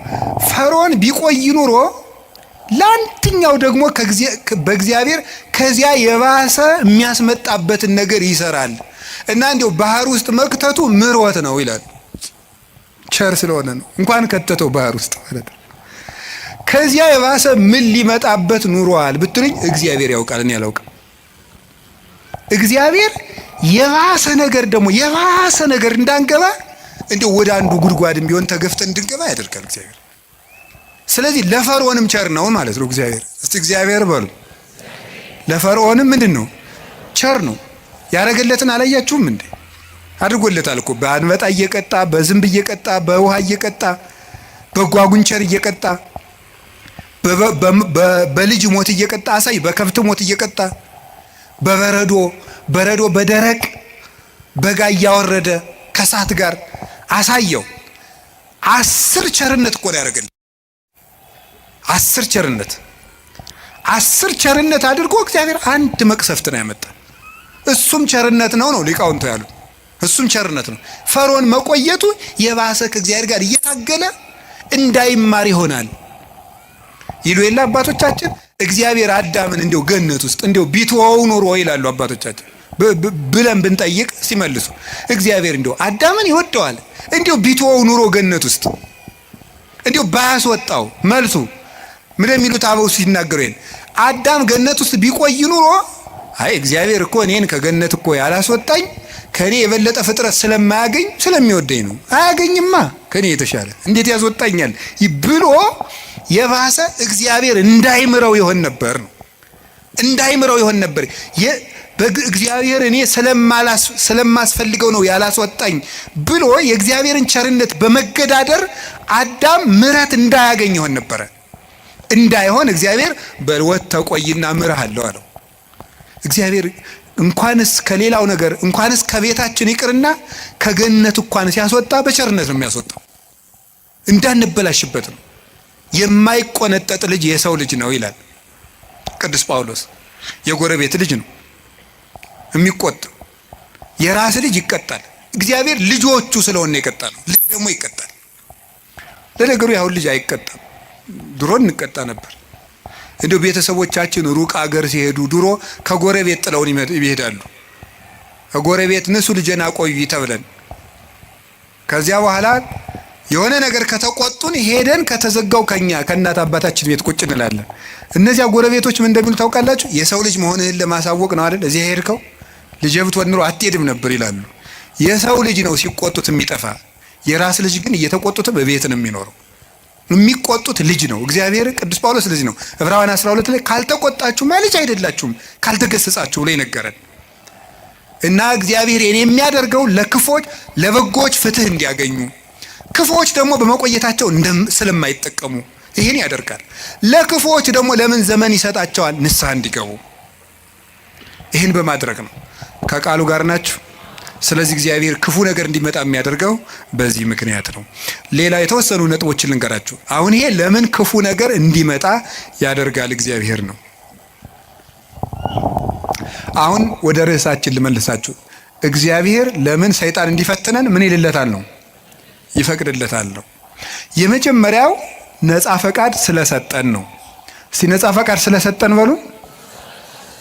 ምን ነፃ ፈቃድ ስለሰጠን ወይም ሰው ስለሆን ነው እንድንፈተን የፈቀደው እግዚአብሔር። ሰይጣን እንዲፈትነን ለምን ይፈቅዳል ሲባል ሰው ስለሆን። ይሄ ማለት ምን ማለት እንደሆነ ታውቃላችሁ? እግዚአብሔርን ስለምንመስል ነው። ኦሪት ዘፍጥረት ምዕራፍ 1 ቁጥር 26 ላይ እንደተጻፈው እግዚአብሔር እኛን የፈጠረን በአርአያውና በመልኩ ነው። በአርአያውና በመልኩ ነው። በአርአያውና በመልኩ ማለት ራሱን የቻለ ብዙ ነገር ነው ያለው። በመልኩ ፈጠረን ከምንልባቸው መንገዶች አንዱ ምንድነው ይመስላችኋል? በአርአያ በምሳሌ ፈጠረ አንዱ እግዚአብሔር የወደደውን ለማድረግ አስገዳጅ የሌለው ነው። እግዚ ዘይግዕዝዎ ነው። ነፃ የማያወጡት ንጉስ ነው። ገዥ የለበትም፣ አስገዳጅ የለበትም። እግዚአብሔር የፈቀደውን ሲሰራ አስገዳጅ እንደሌለበት የሰው ልጅም የፈቀደውን እንዲሰራ አስገዳጅ ሊኖርበት አይገባም። መምረጥ አለበት። ለምን? እግዚአብሔርን መምሰል የሚችል መምሰል የተሰጠው ምርጫ ያለው ውድ ፍጡር ነው። ትልቅ ፍጡር ነው። አንዱ ትልቅነታችን መምረጥ መቻላችን ነው። መምረጥ ካልቻልን እንስሳ ነን ማለት ነው። አውሬ ነን፣ ድንጋይ ነን ማለት ነው። ወይም እንጨት ነን፣ ወይም ይሄ ጠፈር ነን፣ ወይም ፀሐይ ነን። ፀሐይ ምርጫ የላትም። ጨረቃ ምርጫ የላትም። ከዋክብት ምርጫ የላቸውም። እጽዋት ምርጫ የላቸውም። አንበሳ፣ ዘንዶ፣ አውሬ፣ በግ፣ ከብት ምርጫ የላቸውም። ሰው ምርጫ ያለው ትልቅ ፍጡር ነው። በምርጫችንም እግዚአብሔርን እንመስላለን። ስለዚህ ክፉ ነገር እንዲመጣ ያደረገው መምረጥ የምትችል ልዩ ፍጡር ነህ፣ የመምረጥ ችሎታ ሰጥቻለሁ ነው። ያንን ለማክበር ነው። ወረሳ ያላቲ ከመትግበር ፈቃዳ እንዘ አልቦ ዘይሄይላ ማንም ሳያስገድዳት ውስጥ ነፍስን የወደደችውን እንድትሰራ ስልጣን ሰጣት ይላል መቅደመ ወንጌል ላይ። የሰው ነፍስ ማንም ሳያስገድዳት የፈለገችውን እንድትሰራ ምርጫ ሰጥቷታል። ስለዚህ እግዚአብሔር እኛ እኮ ምርጫ መስጠቱ እሱንም እንድንመርጥ፣ ክፋትንም እንድንመርጥ፣ በጎንም እንድንመርጥ፣ መወሰን እንድንችል ውሳኔ የመወሰን ስልጣን የተሰጠን ልዩ ፍጡሮች መሆናችንን ለማመልከት ፈቃዳችንን ለማክበር ስልጣን ለመስጠት ክፉም እንዲመጣ ወደኛ ፈቀደ፣ በጎውም ወደኛ እንዲመጣ ፈቀደ ማለት ነው። እንዲህ ይላል ኦሪት ዘዳግም ምዕራፍ 30 ቁጥር 19 ላይ አሰም ለከ ሰማየ ወምድረ ወእሰሚ በቅድሜከ ሕይወተ ወሞተ በረከተ ወመርገመ ህረያ ለሕይወት ከመትሄው አንተይ ወዘርእከ። እኔ በፊትህ ሕይወትንና ሞትን በረከትና መርገምን በፊትህ አስቀምጫለሁ። ሰማይና ምድርን ዳኛ ምስክር አደርግብሃለሁ። ሞትን ትተህ ሕይወትን፣ መርገምን ትተህ በረከትን ምረጥ። የመረጥክ እንደሆነ አንተም ዘርህም በሕይወት ትኖራለህ ይላል። ሞትና ሕይወትን በፊትህ አስቀምጫለሁ፣ በረከትና መርገምን በፊትህ አስቀምጫለሁ። መርገምን ትተህ በረከትን ምረጥ፣ ሞትን ትተህ ሕይወትን ምረጥ። እንዲህ ካደረግክ በሕይወት ትኖራለህ። እግዚአብሔር ይህን ስልጣን ሰጥቶናል። የመምረጥ ስልጣን የሰጠን ፈቃድ ሰጥቶናል።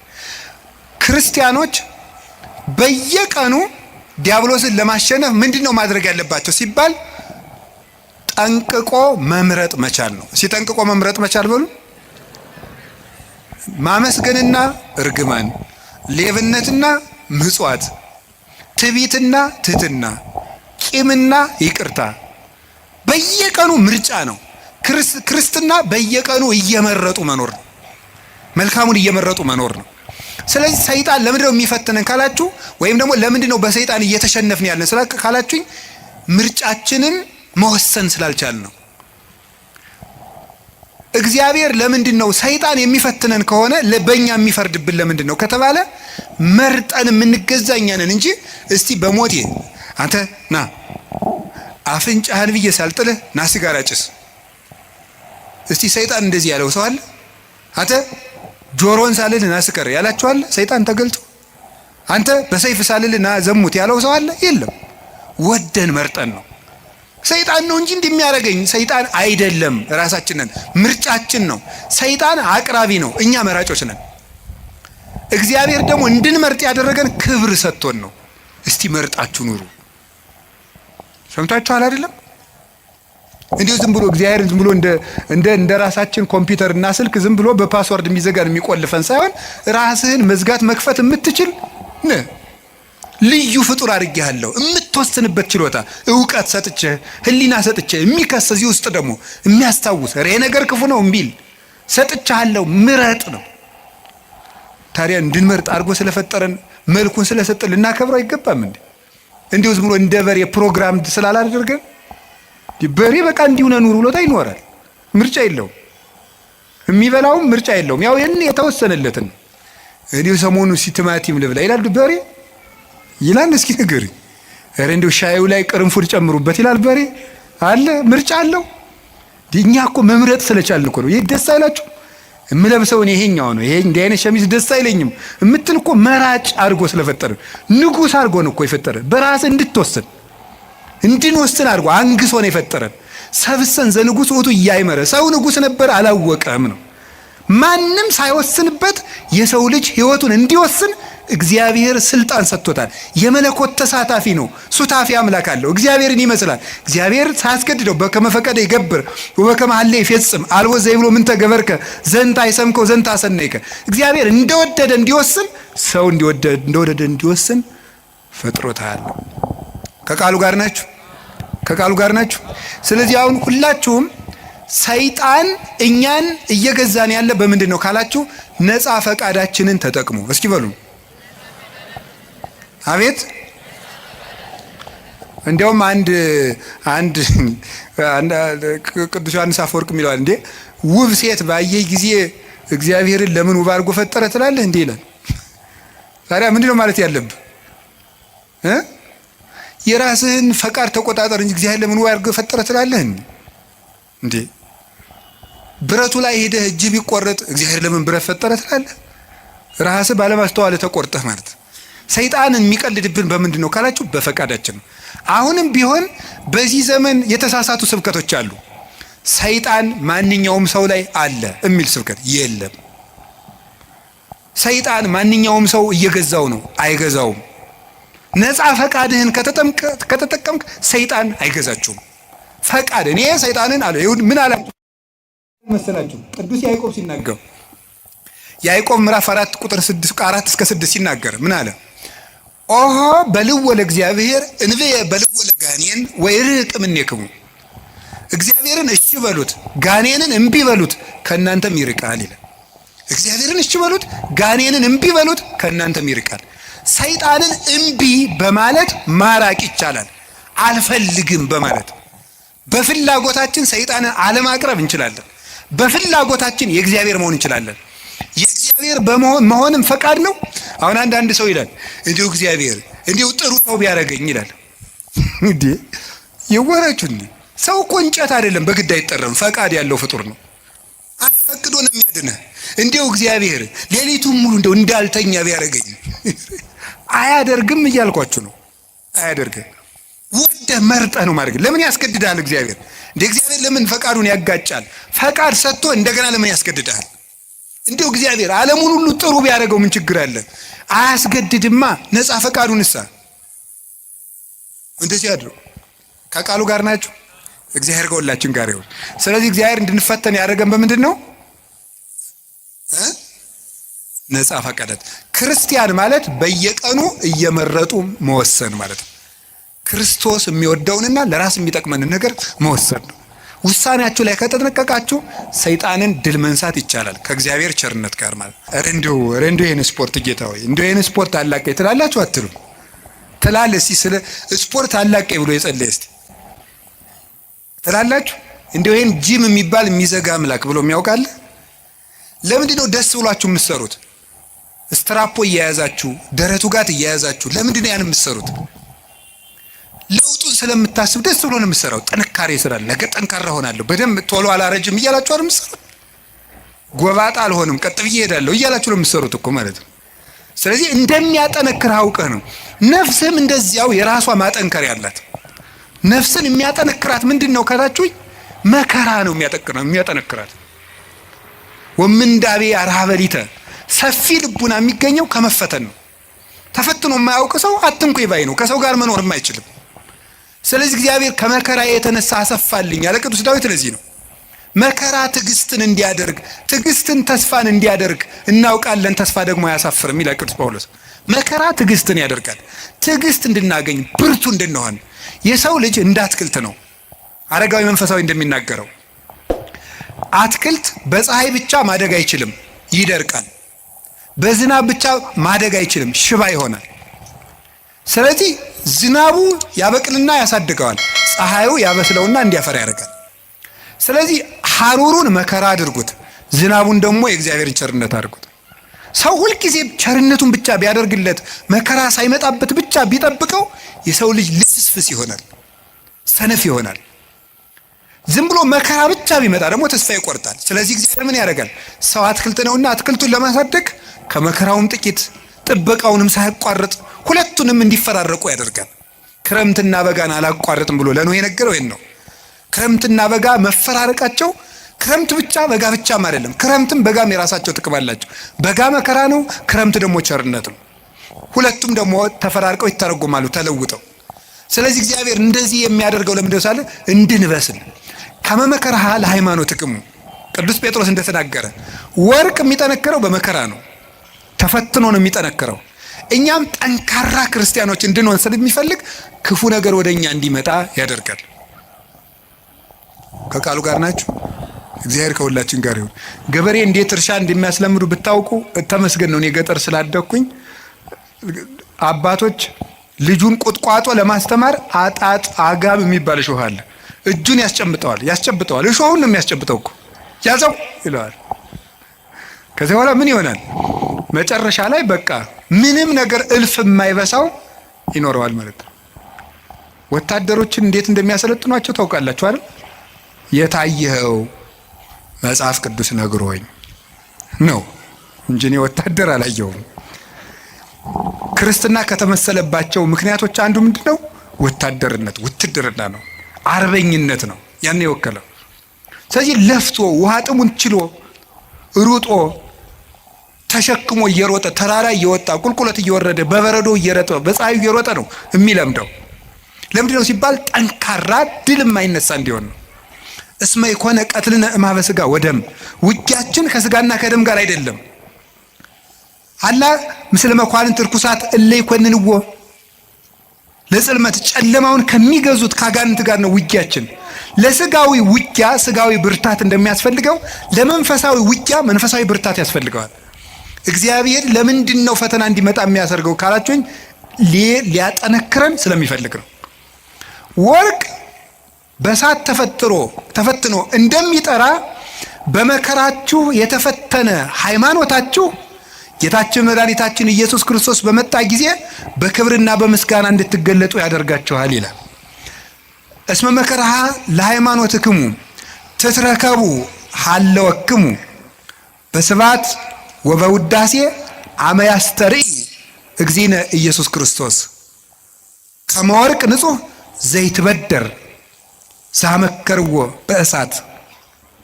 በእሳት እንደተፈተነ ወርቅ ንጹሕ፣ በእሳት ተፈትኖ ንጹሕ የሆነ ወርቅ የተፈተነው እምነታችሁ ጌታችን ኢየሱስ ክርስቶስ በመጣ ጊዜ በክብር እንድትገለጡ ያደርጋችኋል ይላል። ስለዚህ ለምንድን ነው እንድንፈተን ያደርጋችኋል? እንድንጠነክር ነው። ከቃሉ ጋር ናችሁ። እግዚአብሔር ከሁላችን ጋር ይሁን። እግዚአብሔር ጠንካራ ያደርገን። መከራ ጥንካሬ፣ ትዕግስት ይሰጣል። ትዕግስት ተስፋ ይሰጣል። ተስፋ ደግሞ አያሳፍርም። ተስፋም ክርስቶስ ነው። ሶስተኛ፣ 5 ናቸው። ከዚያ ጨርሳለሁ። ሶስተኛ፣ ለምንድን ነው ጌታ በሰይጣን እንድንፈተን ወይም ሰይጣን እንዲፈትነን የሚፈቅድለት ለምንድን ነው ስትሉም፣ ክርስቶስን እንድንመስል ነው። ክርስቶስን እንድንመስል ነው። ጌታችን መድኃኒታችን ኢየሱስ ክርስቶስን እንድንመስለው እንፈተናለን። ክርስቶስን መምሰል እምከመ አርአይነ ሕማመ ምስሌሁ ንኤሪ ክብረ ምስሌሁ፣ ከሱ ጋር መከራ ከተቀበል፣ ከሱ ጋር ከሞትን፣ በመከራ ከተባበርን ከሱ ጋር እንነሳለን ይላል። ሕማምነ ዘለሰዓት ክብረ ወስብሐተ አፈድፍዶ ይገብር ለናል። የጊዜው መከራችን የዘላለም ክብርን አብዝቶ ያደርግልናልና ይላል ቅዱስ ጳውሎስ። የጊዜው መከራችን የሚለውን ፊሊጎስ የተባለ ሊቅ የሰዓት መከራችን ብሎ ያነባዋል። ለምን ነው ቅዱስ ጳውሎስ ስለ ክርስቶስ የምንቀበለው መከራ የሰዓት ያለው? እድሜ ዘመናችን ሁሉ የምንቀበለውን ፈተና ለምን ነው የሰዓት ፈተና ያለው ይልና፣ ዓለም ከተፈጠረ ጀምሮ እስከሚያልፍ ድረስ የተፈጠረ የሰው ልጅ ሁሉ የሚቀበለው መከራ በመንግስተ ሰማያት ከሚያገኘው ደስታ አንጻር በጣም ትንሽ ነው። ያንዳችን ብቻ አይደለም። አዳም ከተፈጠረ ጀምሮ ዓለም እስከሚጠፋ ያለው በአጠቃላይ የሰው ልጅ የተቀበለው መከራ በሙሉ ቢደመር መንግስተ ሰማያትን ለደቂቃ አይቶ የመደሰትን ደስታ ያህል እንኳን ሊሆን አይችልም። ለደቂቃ እንኳን አይቶ የመደሰትን ያህል ንጽጽሩ ገብቷችኋል? መንግስተ ሰማያት እንዴት ያለች ውብ እንደሆነች ብታውቁ በእውነት ማለት እኔም አላውቃትም። በመጽሐፍ መንግስተ ሰማያት እንደው ምን አይነት ናት ሲባል ቅዱስ ዮሐንስ አፈወርቅ ኩሉ ክብራ ለወለተ ንጉሥ አሴቦን ይላል። እሺ የንጉሥ ልጅ ሀብቷ ስንት ነው? እስኪ የሚነግረኝ የንጉሥ ልጅ ሀብቷ ስንት ነው? ወይም የንጉሥ ልጅ ሀብቱ ስንት ነው? ይርስትልኝ የንጉሥ ልጅ ሀብቱ ስንት ነው? ሁሉ ቤተ መንግስቱ ሁሉ የሱ ነው። አረ እንደዚህ አይባልም፣ ዲሞክራሲ ነው እንዳትሉ ደግሞ። የንጉሱ ሁሉ የነሱ ነው ያልኩኝ ነው። የንጉሥ ልጅ የንጉሱ ሁሉ የነሱ ነው። የንጉሱ ሁሉ በዚያ መስሎ ምን ማለት ነው? መንግስተ ሰማያት ሀብቷ ምን ያህል ነው ብትል የእግዚአብሔር ሀብት ሁሉ ነው ሀብቷ ይላል። ለምሳሌ አሁን እዚህ የማስተማር ጸጋ ያለው አለ፣ የመምከር ጸጋ ያለው አለ፣ የመቀደስ ጸጋ ያለው አለ፣ ብዙ ጸጋ አለ፣ የመጻፍ ጸጋ ያለው አለ፣ ብዙ አሁን ተመልከቱ፣ በምድር ላይ ጸጋ ልዩ ልዩ ነው። ሁሉም ሰው እኩል ጸጋ አይኖረውም። መንግስተ ሰማያት ግን ሁሉም ሀብት ለሁሉም ሰው አለው ነው። መንግስተ ሰማያት የሌለ ነገር የለም። የሌለ ቢኖረን የምንለው ነገርም የለም። አሁን እዚህ ውስጥ ቢኖረን የምንለው በጣም ብዙ ነው። ጤና ያለው ሀብት ያለው ደግሞ እንጃ ምን እንደሚመኝ ብቻ ቢኖረኝ የሚለው ሁሉም አለው። መንግስተ ሰማያት ውስጥ ይሄ ቢኖረኝ ኑሮ የማታስብል ሙሉ ሀገር ናት ነው። ሙሉ ደስታ የሚገኘው መንግስተ ሰማያት ነው። ስለዚህ ብዙ ደስታ ለማግኘት ከክርስቶስ ጋር እንፈተናለን ነው። ከክርስቶስ ጋር እንፈተናለን። ሱታፊ አምላክ ነው። ሱታፊ አምላክ ነው። ክርስቶስን የምንመስለው አንዱ በመከራው ነው። ዓርብን ከመሰል እሁድን መስለን እንውላለን ነው። ዓርብ አብረነው ከተሰቀልን እሁድ አብረነው ብርሃን እንለብሳለን። በክርስቶስ የምናምነው ትንሣኤውን ብቻ ሳይሆን ስቅለቱን ጭምር ነው። መቼም ዓርብን ትቶ እሁድን ብቻ የሚያምን ክርስቲያን የለም። ዓርብንም እሁድንም የምናምን ከሆነ እሁድ ትንሣኤውን ደስ የሚለን ከሆነ ስቅለቱንም መውደድ አለብን። እንደዚያ ከሆነ እንደ ዓርብ ውሎው እንሰቀላለን፣ እንደ እሁድ እንነሳለን። ማንም ይሰቅለን? የገዛ ስጋችን ይሰቅለናል፣ ዘመዶቻችን ይሰቅሉናል፣ ዓለም ትሰቅለናለች፣ ጋኔን ይሰቅለናል፣ ጥቅማቸው የተነካባቸው ሰዎች ይሰቅሉናል። ብዙ ስቅላት አለው። ስቅላት ማለት በችንካር መቸከል ላይሆን ይችላል። ከክፉ ሰው ጋር መኖርም መስቀል ነው። እሱም ራሱ መስቀል ነው። ስድብ መቻል ራሱ መስቀል ነው። ለምንድን ነው እንደው የሚጨቀጭቀኝን እገሬን የማያላቅቀኝ? ከዚህ ጨቅጫቃ ጋር ምንድን ነው እግዚአብሔር ለምን የማያላቅቀኝ? መስቀል ነው። ዓርብን ለምን ትጠላለህ? መስቀል ነው። እንዲሁም ማሪሳቅ ምንድን ነው የሚናገረው? ከባልንጀራው ስድብን የሚናገር ሰው የክርስቶስን መስቀል በዕለተ ዓርብን ተገኝቶ እንደተሸከመ ይቆጠርለታል ነው። ስድብ የሚታገሰው ባልንጀራው ሲሰድበው ዝም ብሎ የሚሄድ ሰው እንግዲህ ክርስቶስ ክንድ ሙሉ ችንካር ከታገሰ የወንድምህን የሚጠሉትን አይሁድ ችንካር ከታገሰ የወዳጅህን ስድብ እንዴት አትታገስም ነው። እንዲያውም ቅዱስ ዮሐንስ አፈወርቅ የሚለው ወዳጆች ጠላቶቻችሁን ውደዱ ብሎ ቢያዘን ወዳጆቻችንን ጠልተን እንዲያው ምን ይበጀን ይሆን ይላል። ጠላቶቻችሁን ውደዱ ብሎ አዘዞን፣ ወዳጆቻችንን ጠልተንማ ምን እንመልስለታለን ይላል። እስቲ እግዚአብሔር ያሳያችሁ። የሚረግሟችሁን መርቁ ብሎ ሰው ሚስቱን መውደድ ካቃተው፣ ባሏን መውደድ ካቃታት፣ እማምኑትን ውደዱ ተብሎን ክርስቲያን መውደድ ካቃተን እንዴት ብለን ነው አሁን ለክርስቶስ የምንመልስለት? ስለዚህ መስቀል መውደድ ማለት ተከብረን፣ ሰው አይንካን፣ ማንም አይናገረን፣ ተደምጠን እንኑር፣ አንቆንጠጥ። እንዴ አንድ ባይታው ያሉን የተባለው አባ ቤት እንደው ጸልዩልኝ፣ ምን ብዬ ልጸልይልህ? እንደው ቢናገሯት መሬት የሆነች እሺ፣ ምንም በቃ እንደው ጥበበኛ የሆነች እሺ፣ ሰርታ የማትታክት እሺ፣ ያዘዟትን የምትሰራ እሺ፣ አንድ ነገር የማትቀየም እሺ፣ ንግግሯ ለስላሳ እሺ፣ መልኳ የቀረሽ የማትባል ሚስት ስጠኝ ብለው ይጸልዩልኝ። እንዴ እንደዚህ ያሉ ሰዎች ቢኖሩ እኛ ስንመነኩስ ነበር አሉት አሉ።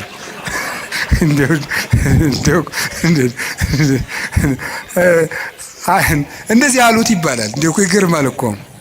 እንደዚያ ስላችሁ ጊዜ ግን እኛ ሴት ጠፍቶ ነው የመነኮስን ማለት አይደለም። እሺ እንደው እናንተ እኮ ክፎች ናችሁ። እንደው እንደዚያ እንዳትወስዱት ደግሞ ማለት ነው።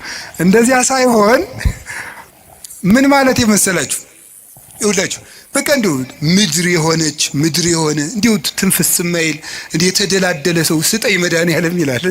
ተው እንጂ እንደዚያ ያለ ሰው የሚገኘው ገነት ስትገባ ነው። የለም እንደዚህ ያለ ሰው እወቁት ነው። አውቀን መግባት አለብን። በተኩላ መካከል እልካችኋለሁ ነው ያለ። በምን መካከል ነው እንዴ? ይገርማችኋል እኮ። በበግ መካከል እልካችኋለሁ እኮ አይደለም፣ በተኩላ መካከል ትኖራላችሁ ነው ያለ። አሰሪ ተኩላ ሊሆን ይችላል፣ ሚስት ተኩላ፣ ባል ተኩላ፣ ተኩላ ልጅም ሊኖረን ይችላል፣ ተኩላ ቄስም ሊኖር ይችላል፣ መነኩሴም አባም ይኖራል። በእነዚህ መካከል እንዲሁ መድኃኒዓለም አቤት እንዲሁ ቢላችሁ ራሱ የምትሉት እነዚህን ክፉ ቄሶች እንዲሁ ምጥጥ ብታደርጋቸው አያደርግም። በተኩላ መካከል ኑር ብለዋል። ኑር በምን መሃል ነው? በተኩላ መሃል ነው የምንኖረው። እንዲሁ ጌታ ሆይ ቸር አባት ስጠን፣ እነዚህን ክፎች አጥፍተን። አያጠፋም። እስከ ዓለም ፍጻሜ መናፍቅም አይጠፋም፣ ሌባም አይጠፋም፣ ሙዳይ ምጽዋት ገልባጭም አይጠፋም፣ ጉቦኛም አይጠፋም፣ ወንበዴም አይጠፋም፣ ዘረኛም አይጠፋም። ተኩላም አለ፣ በግም አለ ክርስቶስ እስከሚመጣ ድረስ። ይሄንን አውቃችሁ ዓርብ አብረነው መዋል፣ እሁድ አብረነው ትንሣኤውን ማክበር። እስኪ ዓርብም አብረን እንውላለን በሉ። እሺ እሁድም አብረን ደስ ይለናል በሉ እንጂ። ዓርብ አብረነው እንቀበራለን በሉ። እሁድ አብረነው እንነሳለን። እስቲ ዓርብን ተወዷታላችሁ? ስቅለትን ተወዷታላችሁ? በጣም ጥሩ። ዓርብን ዓርብ እኮ ስቅለት እኮ ገነት የተከፈተበት፣ ዲያብሎስ የተሻረበት፣ ካሳ የተካሰበት፣ ቤዛችን ኢየሱስ ክርስቶስ ለኛ ቤዛ አስታራቂ ብሎ ስጋውን ቆርሶ ደሙን አፍሶ የሰጠበት፣ ማእከለ ሰማይ ወምድር ሆኖ ምድርና ሰማያትን በሙሉ የቀደሰበት ቀን ነው። ዓርብን ከወደዳችሁት ከጎረቤትም ከልጅም ከቤተሰብም ከዚህ ዓለም ሲስተምም ከባለስልጣንም ከምን የምንቀበለው መከራ ሁሉ ዓርብን መሳተፍ ስላለብን ነው። ክርስቲያኖች ይሄንን ሱታፌ ሊያመልጠን አይገባም። እንዲያውም መንግስተ ሰማያት ከዮሐንስ መጥምቅ እስከ ዛሬ ተገፍታለች አለና ምንድን ነው ያለ? ግፏን የተማሰጥዋ ግፈኞች ይነጣጠቋታል ይላል። ይሄን ምን ይላሉ? መከራ አይለፈን ብለው ልክ የተራቡ ሰዎች የሚወዱትን ምግብ እየተነጣጠቁ የሚመሩት መከራውን እየተነጣጠቁ ትሩፋቱን የሚሰሩት ናቸው። እነ ቅዱስ ፋሲለደስ እኮ ምንድን ነው ያሉት መስላችሁ? ይሄ ዲዮቅልጥያኖስን እንዲህ አሉት፣ እኛ ክርስቶስ እናምናለን አለ። አንተ ታምናለህ? አታምንም? አናምንም። አላምንም አለ። ከዚያ ምን አሉት መሰላችሁ? ክርስቶስን የሚያምንን ሰው እምትገልድ ሰው አይደለ፣ እኛን የማትገለን ከሆነን አንተን እንገላለን አሉት። እንዴ ምን ማለት ነው ይሄ? ክርስቶስን የሚያምን ሰው ይገላል። እነሱን ግን በስልጣናቸው ፈልቶ እነሱ ሰማዕትነትን እየፈለጉ አልገላቸዋል። ክርስቶስን የሚያምነውን ሁሉ ክርስቲያኖች ከገደልክ እኛም ክርስቲያኖች ነን፣ ክርስቲያኖች እያልን ለምን የማትገደል ብሎ እንዲገላቸው ያስፈራሩት ነበር። ሰማዕትነትን ከመውደዳቸው የተነሳ ማለት ነው። ስለዚህ ከክርስቶስ ጋር መሳተፍ እንዴት እድል ነው። ቅዱስ ጳውሎስ ምንድን ነው ያለ መሰላችሁ? ቢቻለኝስ በሞቱም እንኳን ልመስለው እወዳለሁ ነው ያለ። ቢቻለኝ በሞቱም ልመስለው እወዳለሁ። ለምን? የትንሣኤውን ኃይል አውቃለሁና፣ አብሬው እንደምነሳ አውቃለሁና። ስለዚህ ምንም ነገር በሽታ ሊሆን ይችላል፣ ማጣት ሊሆን ይችላል፣ እንግልት ሊሆን ይችላል፣ መገፋት ሊሆን ይችላል፣ ስም መጥፋት ሊሆን ይችላል። ዓርብ ነው። ማጣት ከሆነ ልጆቻችሁ ሞተውባችሁ ወይም ጥለዋችሁ ሄደው ክደዋችሁ ከሆነ የወለዶቻቸው መናፍቅ ሊሆኑ ይችላሉ። ጠብቁ። ግን ልጆቻችሁ ቢክዷችሁ ክርስቶስም ልጆቹ ክደውት ብለዋል። ዓርብ ክደውት ነው ያሉ። ከአንድ ከቅዱስ ዮሐንስ በቀር አናውቀውም ብለዋል። አታችሁ ከሆነ ክርስቶስም ልብሱን አጥቶ ተገፎ ነው ያለው። ስማችሁ ተጠፍቶ ከሆነ ክብር ምስጋና ይገውና ወንበዴ ሲባል ሲሰደብ ነው ያለው። ስሙ ኢየሱስም ሲሰደብ ውሏል። ቆስላችሁት ከሆነ የማይድን በሽታ ይዟችሁ ከሆነ እሱ ሲቆስል ነው ያለው። ይሄ ነው እሱ ጋር ነው የተሰቀል ነው። ስንጠመቅ እኮ ይውላችሁ ውሃ ውስጥ ቄሱ እንዲህ አድርጎ ውሃ ውስጥ የሚጨምረን ዋናው ምክንያት ምንድን ነው? ከክርስቶስ ጋር ተቀብረናል ማለት ነው። ብቅ የሚያደርገን ደግሞ ከክርስቶስ ጋር ተነስተናል። ከክርስቶስ ጋር ሱታፌ ነው እና ቅዱስ ጊዮርጊስ ያለው ምንድን ነው? መከራን ስላሳተፍከኝ አመሰግናለሁ ነበር የሚለው። አንድ መከራ ተቀብሎ ሲጨርስ፣ ቅድስት አርሴማ በእሳት ውስጥ ስተወርውራ ስትጨርስ፣ አንበሳ ተወርውራ ገርፈዋት ደብድበዋ ሲጨርሱ ጌታዬ ኢየሱስ ክርስቶስ መከራህን ስላሳተፍከኝ አመሰግናለሁ። አቡነ ተክለ ሃይማኖት የምታርፍበት ጊዜ ደርሷል ሲላቸው ጌታ መጥቶ ጌታዬ ኢየሱስ ክርስቶስ የምትወደኝ ከሆነ የዕለተ ዓርብ ውሎህን እንደ ቅዱስ ጊዮርጊስ አሳትፈኝ ነው ያሉት። ይህንን ተሳትፍ ሱታፌ ይፈልጉታል። ከክርስቶስ ጋር የሞተ ዘሐመ ምስለ ክርስቶስ ይነግስ ምስለ ክርስቶስ፣ ከክርስቶስ ጋር የታመመ ከክርስቶስ ጋር ይነግሳል ይላል ርቱዕ ሃይማኖት። ይህንን ለማድረግ ነው ጌታ መከራ እንድንቀበል ያደርገን። መከራውን አሳትፎ ትዕግስቱን አድሎ ትንሣኤውንም ያድለን መድኃኔዓለም። አራተኛ ነው ሶስተኛ ነው? አራተኛ ዲያብሎስ አቅም እንደሌለው ለማሳየት ነው እንዲፈትነን የሚፈቅድለት። ምንድን ነው ያልኳችሁ? በሉ እንጂ አይዟችሁ። ምን እንደሌለው ለማሳየት ነው? አቅም እንደሌለው ለማሳየት ነው። ዲያብሎስ አቅም የሌለው ደካማ መሆኑን ለማሳየት ነው። አቅም የለውም። የማቴዎስ ወንጌል ምዕራፍ 16 ቁጥር 19 ላይ ሲናገር ቅዱስ ጴጥሮስም ብሎታል፣ አንተ አለት ነህ፣ በአንተ አለትነት ላይ ቤተክርስቲያኔን እሰራታለሁ ብሎታል። አንተ አለት ነህ፣ በአንተ አለትነት ላይ ቤተክርስቲያኔን እሰራታለሁ አለና ምንድን የሲኦል ደጆችም ምን አይሏትም ነው ያለው? አይችሏትም። የሲኦል ደጆች ማለት ነው። የገሃነም ደጆች አይችሏትም። ወደ ገሃነም የሚወስዱ በሮች የተባሉት አጋንንት ናቸው። በበር በኩል ወደ ቤት እንደሚገባው ወደ እሳት ቤት የሚወስዱ አጋንንት ናቸው። እነዚህ ቤተክርስቲያንን መቋቋም አይችሉም ነው። ቤተክርስቲያን ዲያብሎስ ሁሉንም አቅም ቢጠቀም ከክርስቶስ ቤተክርስቲያን በታች መሆኑን ለማሳየት ነው። ዲያብሎስ የክርስቶስን ቤተክርስቲያን ለማጥፋት ያልተጠቀመው ነገር የለም። ሁሉንም ነገር ያለውን ነገር ተጠቅሟል። ክደትን ተጠቅሟል። ናሪዎስን፣ ንስጥሮስን፣ ነሊዮንን፣ ሌሎችንም ተጠቅሟል። ክደትን ተጠቅሟል። ስም ማጥፋትን ተጠቅሟል። ዱላን ተጠቅሟል። 12ቱን ሐዋርያት በዱላ ፈትኗቸዋል። ቶማስን ቆዳውን በማስገፈፍ፣ ቅዱስ ጴጥሮስን ዘቅዝቆ በማሰቀል፣ ቅዱስ ጳውሎስን አንገቱን በማስቆረጥ፣ ቅዱስ ዮሐንስን የፈላ በርሜል ውስጥ በመክተት፣ ቅዱስ ማትያስን እንደ አውሬ ሰው በሚበሉ ሰዎች ሀገር በመውሰድ ስጋውን ሊበሉት በመፈለግ ሁሉ አጋንንት ያደረባቸው ሰዎች በጣም ብዙ መከራ ተጠቅሟል። አሁንም የምታዩት ነው። በዘመነ ሰማዕታት 40 ዘመን ክርስቲያኖች እንዲሰቃዩ በሐዋርያውያን አበው ዘመን በሐዋርያት ዘመን ሲያልፍ በሐዋርያውያን አበው ዘመን እነ ቅዱስ አግናጢዮስ በተራበ አንበሳ እንዲበሉ በማድረግ እነ ቅዱስ ጊዮርጊስ እነ ቅዱስ ፋሲለደስ የተቀበሉትን መከራ ታውቃላችሁ። እነ ቅዱስ መርቆሬዎስ በብረት ምጣድ እየተጠበሱ ከውሻ ጋር ምግብ ሰጥተዋቸው አስርበው ሰንብተው ውሻውንም አስርበው ሰዎቹንም አስርበው ክርስቲያኖችን ሰንብተው ከውሻው ጋር ምግብ አቅርበው ሊበሉ ሲሉ ውሻው እንዲነክሳቸው በማድረግ ተነክሰው እጃቸውን ሲሰበስቡ ሰው እንዲስቅባቸው በማድረግ እናንተ ለኳስ የምትሰበሰቡበት ስታዲየም በዘመነ ሰማዕታት ጊዜ ክርስቲያኖች ሲሰቃዩ እያዩ ለመሳቅ የሚሰበሰቡ ሰዎች ይሰበሰቡ ነበር። ሲሰቃዩ ያሉ ለመሳቅ። ያ ሁሉ ነገር ተደርጓል። በክርስቲያኖች ላይ ያልተደረገ ገደል ውስጥ ወርውረዋቸዋል። ከአንገታቸው ድንጋይ እያሰሩ ባህር ውስጥ ጥለዋቸዋል። በመጋዝ እኩል ቀኝ እጅና ቀኝ እግር ግራጅና እግር አንድ ላይ እንዲሰነጠቁ ተደርገዋል። መሬት ላይ ተጋድመው ቀስ ቀስ እየተደረጉ በመጥረቢያ ተቆርጠዋል።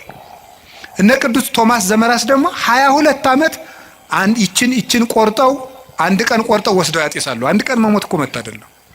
የቀረችውን ቆርጠው ደግሞ 22 ዓመት እየቆረጡ ሰውነቱን ለጣዖት አጢሰውታል።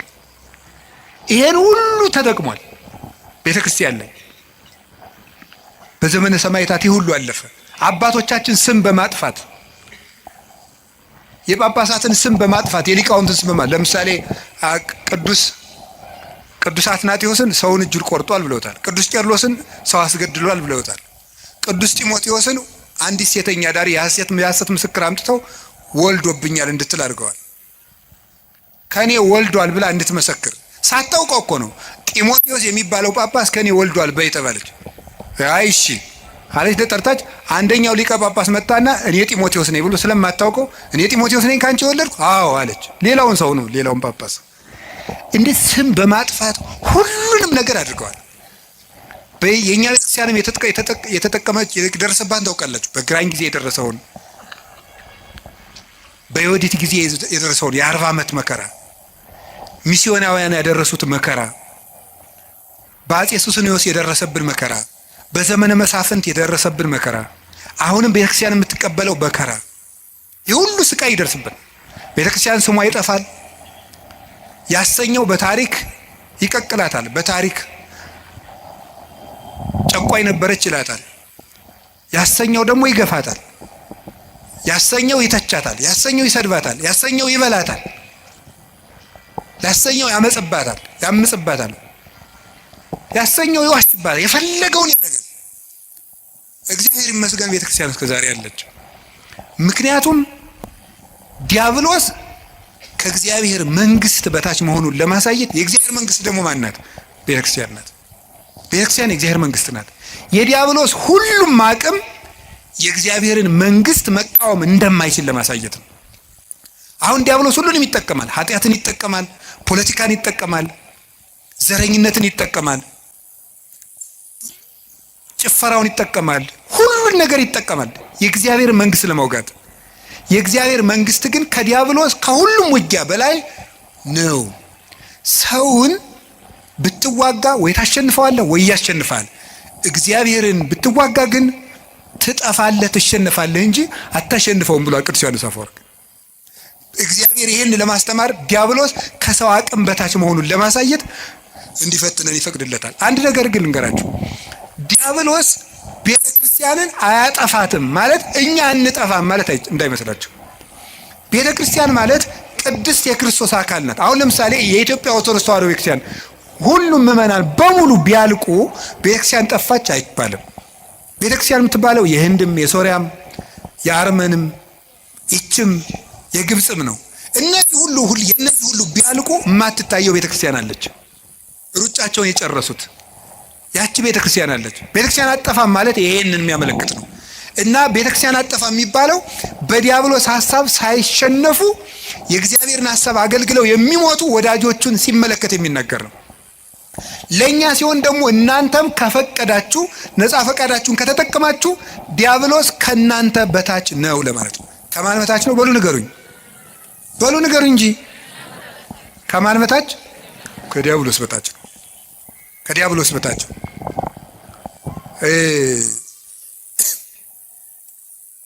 በጉልበት ያልተቻለ በእግዚአብሔር ይቻላል። ዲያብሎስ አሁን ዛሬ በጣም እኔ የገረመኝ በዚህ ዘመን የሚመጡ ሰዎች አንዳንዶቹ ምን ያደርጋሉ መሰላችሁ? ሁልጊዜ በቃ ሰይጣንን እንደማንችለው ያወሩናል። ሰይጣንን በቃ አንችለውም፣ በሆነ ታምራት ካልሆነ ሰይጣን እንዳይችል። ሰይጣን ከማንም ክርስቲያን በታች ነው። በሉ በሞት ይበሉላችሁ። ሰይጣን በሉ ከማንም ክርስቲያን በታች ምንድን ነው? በቃ እናንተ ሁላችሁም ክርስቲያኖች በሙሉ ምዕመናን በሙሉ ዲያብሎስን የማሸነፍ ስልጣን አለን። ፊልጵስዩስ ምዕራፍ 4 ቁጥር 6 ላይ ኩሎ እክል በዘውእቱ አክህለኒ ክርስቶስ፣ ኃይልን በሚሰጠኝ በክርስቶስ ሁሉን እችላለሁ። እስኪ በሉ ኃይልን በሚሰጠኝ በሉ በክርስቶስ በማን? በክርስቶስ ሁሉን እችላለሁ። ሁሉ ካለ ዘያምን ለሚያምን ሁሉ ይቻላል፣ የሚሳናችሁ ምንም የለም ብሎናል እኮ ክርስቶስ። የሚሳናችሁ ምንም የለም። ማንኛውም ክርስቲያን አማትቦ ጸልዮ ዲያብሎስን ማሸነፍ ይችላል። ግን አንድ ነገር እንገራችሁ፣ በጸሎት የብዛት ዲያብሎስን አሸንፈዋለሁ ማለት ቀልድ ነው እንዴ? ምን ማለት ነው? ምን ማለት እንዴ? ጸሎት ሰይጣንን አያሸንፍም እያልክ ነው? አላልኩም። ሰይጣንን የሚያሸንፍልን እግዚአብሔር እንጂ ጸሎታችን አይደለም። ገብቷችኋል? የምንጸልየው ከእግዚአብሔር ጋር ለመሆን ነው እንጂ ዲያብሎስን ለመዋጋት አይደለም። አሁን ግልጽ ሆኖላችኋል?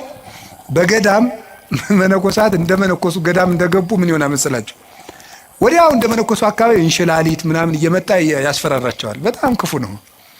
እንሽላሊቱ እያለ ሁሉ ያስፈራራቸዋል።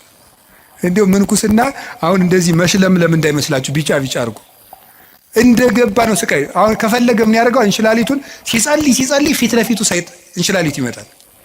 ከዛ ሲበላ ደግሞ የቅድሙን እንሽላሊት ነው እኮ የምትበላ ይለዋል። ጦሙን እንዲውል ስለሚፈልግ ማለት ነው። ይዋጋዋል። እና ጀማሪ መነኩሴ ያልገባው ፈሊጥ ያላወቀው ምን ይላል መሰላችሁ? እንሽላሊቱ ማታ ሲመጣ ምንድን ነው የሚያደርገው? ፍካሬ ዘጻድቃን ወዘኃጥአን መዝሙር ዘዳዊት ሃሌሉያ ሲል እንሽላሊቱ አላለቀም፣ አልሄድም አለ። ዞር ብሎ ያየዋል ደግሞ አለ ነው 150 ነው የምዘልቀው ዛሬ ሰብህ ወለእግዚአብሔር በቅዱሳኑ አልሄድም። በቃ እንደዚያ እያደረገ አይደል ነው። አሁን ደግሞ እስቲ እንታያለን። በስግደት ደግሞ 300 ሲሰግድ አለ። ለምንድን ነው የማይሸሸው ሲባል ይሄ ሰውዬ በሐሳቡ በምኑ ነው አሸንፈዋለሁ ብሎ የሚያስበው? በጸሎት በእግዚአብሔር ቸርነት ቢል ግን አንድ አቡነ ዘበሰማያት እንዳለ ይጠፋል። ስለዚህ ክርስቶስ ተኮር ክርስትና እንጂ ሰይጣን ተኮር ክርስትና የለም። ገባችሁ? ክርስቶስን ለማግኘት ጸልዩ እንጂ ሰይጣንን ለማሸነፍ እያላችሁ አትጸልዩ። አንድ አባት ያልተናገረዋል። አንድ የበረሃ አባት ሰይጣንን እያሰብክ የምትጸልይ ከሆነ አታሸንፈውም፣ በጉልበት አትሸንፈውም። እንዲሁም ምን ብሎ ይናገር 20ኛው ክፍለ ዘመን ላይ የጻፈ አባት ነው እና ምን ብሎ ይናገር መስላችሁ? አንተ ጥይት ብትተኩስ እሱ ኒውክሊየር ይተኩሳል ይላል። ከ50 ዓመት በፊት የተጻፈ መጽሐፍ ነው። ሰይጣንን ለማሸነፍ አንተ ጥይት ተኩስ ኒውክሊየር ተኩሳል። ለምን? የ7000 ዓመት የውጊያ ልምድ ያለው ጀግና ነው እሱ። አይሆንልህም። ሰይጣንን በጉልበት አሸንፉ። በቀን 400 ሰግዳለሁ ሰይጣንን እቀጠቅጠዋለሁ ይላል አንዳንዱ። ወረጣው 4 ሚሊዮን አድርገው አትቀጠቅጠው። ስግደት ቀንሱ አላልኩም፣ ስንፍናም አላስተማርኩም። በደንብ እንድትሰሙኝ ስለምፈልግ ግን በስግደታችን ብዛት በጸሎታችን ብዛት እናሸንፋለን ማለት ትዕቢት ነው። የሚያሸንፈው ማን ነው? ንገሩን። እግዚአብሔር ነው የሚያሸንፈው። እኔ ምክሉ ቅዱስ እንጦንስን እኮ መጡ። ቅዱስ እንጦንስ ከባቱ ከሚጸልዩበት መሃል ምን መስሉ አጋንንት በሙሉ የሰውዬ እንግዲህ ብለው ማስወጣት ሳቃታቸው ቢሉ አንድ ቀን እስቲ አውሬውን እንሆንበትና እንደራጅና ብሎ ተደራጅተው ምን ወጡ? አንተ እባቡን፣ አንተ ደግሞ አይጥውን፣ አንተ ደግሞ እንዲስቅ ይሆነ አንድ እንደው እኮ ይገርማል እኮ አባ ፓምቦ የሚባለው ሰይጣን ራሱ ለመፈተን አባ ፓምቦ የሚባለውን አባት ለመፈተን ሰይጣን ምናል በጣም ብዙ ሺህ አጋንንት አልስቅም ብሎ አርምሞ ያዘ አባት ነው። በጣም ብዙ ሺህ አጋንንት አንድ ብርሌ ማንሳት አቅቷቸው ያሳዩታል እንዲስቅ ማለት ነው። እሱ ግን መሳቁን ትቶም እንዳለ ታውቃላችሁ። ይሄ የሚያሳየው አቅመ ቢስነታችሁን ነው አላቸው። እንኳን ሊስቅ ማለት ነው። ሰይጣን በማሳቅም በምን ስልቱ ብዙ ነው። ወደ እንጦንስ ሲመጡ ዘንዶ ሆኖ ይመጣል፣ እንደ እባብ የሚያፏጫል። አስባችሁታል ምእመናን? ዘንዶ ቢመጣባችሁ ዘንዶ ብዙ ሲሆን ከዛ ደግሞ እባብ ቢመጣ ከዛ ደግሞ ጊንጥ ቢመጣ እንደገና ነብር ቢመጣ እንደገና አንበሳ ቢመጣ እንደገና ጅብ ቢመጣ አይጥም ቢመጣ እኔ ራሱ አይጥ ራሱ አሁን ሌሊት አሁን አይጥ መጣ ደህና ናችሁ ብትል አታስፈራም? ያ ሁሉ እንደ ሰው እየተነጋገረ ያፏጭ መጣ። እንዴ እኮ ይገርማል እኮ። ምንድን ነው ያላቸው? ይሄ የሚያሳየው አቅም እንደሌላችሁ ነው አለሱ። አቅም ቢኖራችሁ ኑሮ ለኔ እኮ አንዱ ጅብ ይበቃኛል አላቸው። አቅም ስለሌላችሁ ግን ብዙ ናችሁ መጣችሁ። ይሄ አቅም የላችሁም፣ ግን እኔ አቅም የለኝም ክርስቶስ ይዋጋችሁ እንጂ ሲላቸው ሁሉም ብትን ብለው ጠፉ። ክርስቶስ ይዋጋችሁ እኔ አቅም የሌለኝ ሰው ነኝ በማለቱ ማለት ነው። ስለዚህ እግዚአብሔር ይርዳን ነው እንጂ ተመስገን። እኔ እንደው አንዳንድ ደጋግ ምእመናን ራሱ ሳገኛቸው ተመስገን ይሄው 5 ዓመቴ ነው መቁጠሪያ ቆጥራለሁ፣ አብይ ጾም ጾማለሁ፣ ሰይጣንን እየቀጠቀጥኩት ነው። እሱ ነው እየቀጠቀጠ ያለ ጌታዬ። እንደዚህ ማለት በራሱ መቀጥቀጥ እኮ ነው። እውነቴን እኮ ነው። ሰይጣንን ተመስገን ነው እየቀጠቀጥኩት ነው አይባልም። ሰይጣንን የሚቀጠቅጠው ማን ነው? ምን አለ? እግዚአብሔር አምላከ ሰላም ይቀጥቅጦ ለሰላም ታይተ እገሪክሙ። የሰላም አምላክ እግዚአብሔር ሰይጣንን ከእግራችሁ በታች ይቀጥቅጠው ብሏል። ሮሜ 16:16 ላይ ዲያብሎስን በጉልበታችን አናሸንፈውም፣ በእግዚአብሔር ቸርነት ግን እናሸንፈዋለን። ስለዚህ ዲያብሎስ ከኛ አቅም በታች ነው፣ በእግዚአብሔር ቸርነት እችላለሁ በሉ። እንትን ካልሄድኩ ሰይጣን አይወጣም፣ እንትን ካልሄድኩ እንትን ሰይጣን አይወጣም እያላችሁ እንደዚህ አትበሉ። ዲያብሎስን ዓለምን የሚያሸንፈው እምነታችንና ከክርስቶስ ጋር መኖራችን ነው። ጌታችን ኢየሱስ ክርስቶስ እውነተኛ ብርሃን ነው። ዲያብሎስ ደግሞ ጨለማ ነው። ብርሃን ደግሞ ጨለማ ባለበት አይኖርም። ወደ ብርሃን ፊታችንን እንዙር።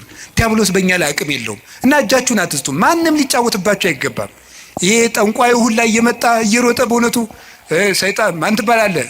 ሰይፉ ጨንገር የትና ያስካት ትምህርት ቤት ምንድን ነው እንዲህ ያለ ነገር? ነውር አይደለም እንዴ? ማን ነው የደገመባት? ያክስቷ ልጅ እንዴ! ይሄ ነውር አይደለም? እግዚአብሔር እስቲ ጠብ የሚዘራ ታምር ያደርጋል? እስቲ ንገሩኝ በሞቴ ሌላውን ንገሩኝና እግዚአብሔር ሰው እንዲጣላ ይፈልጋል?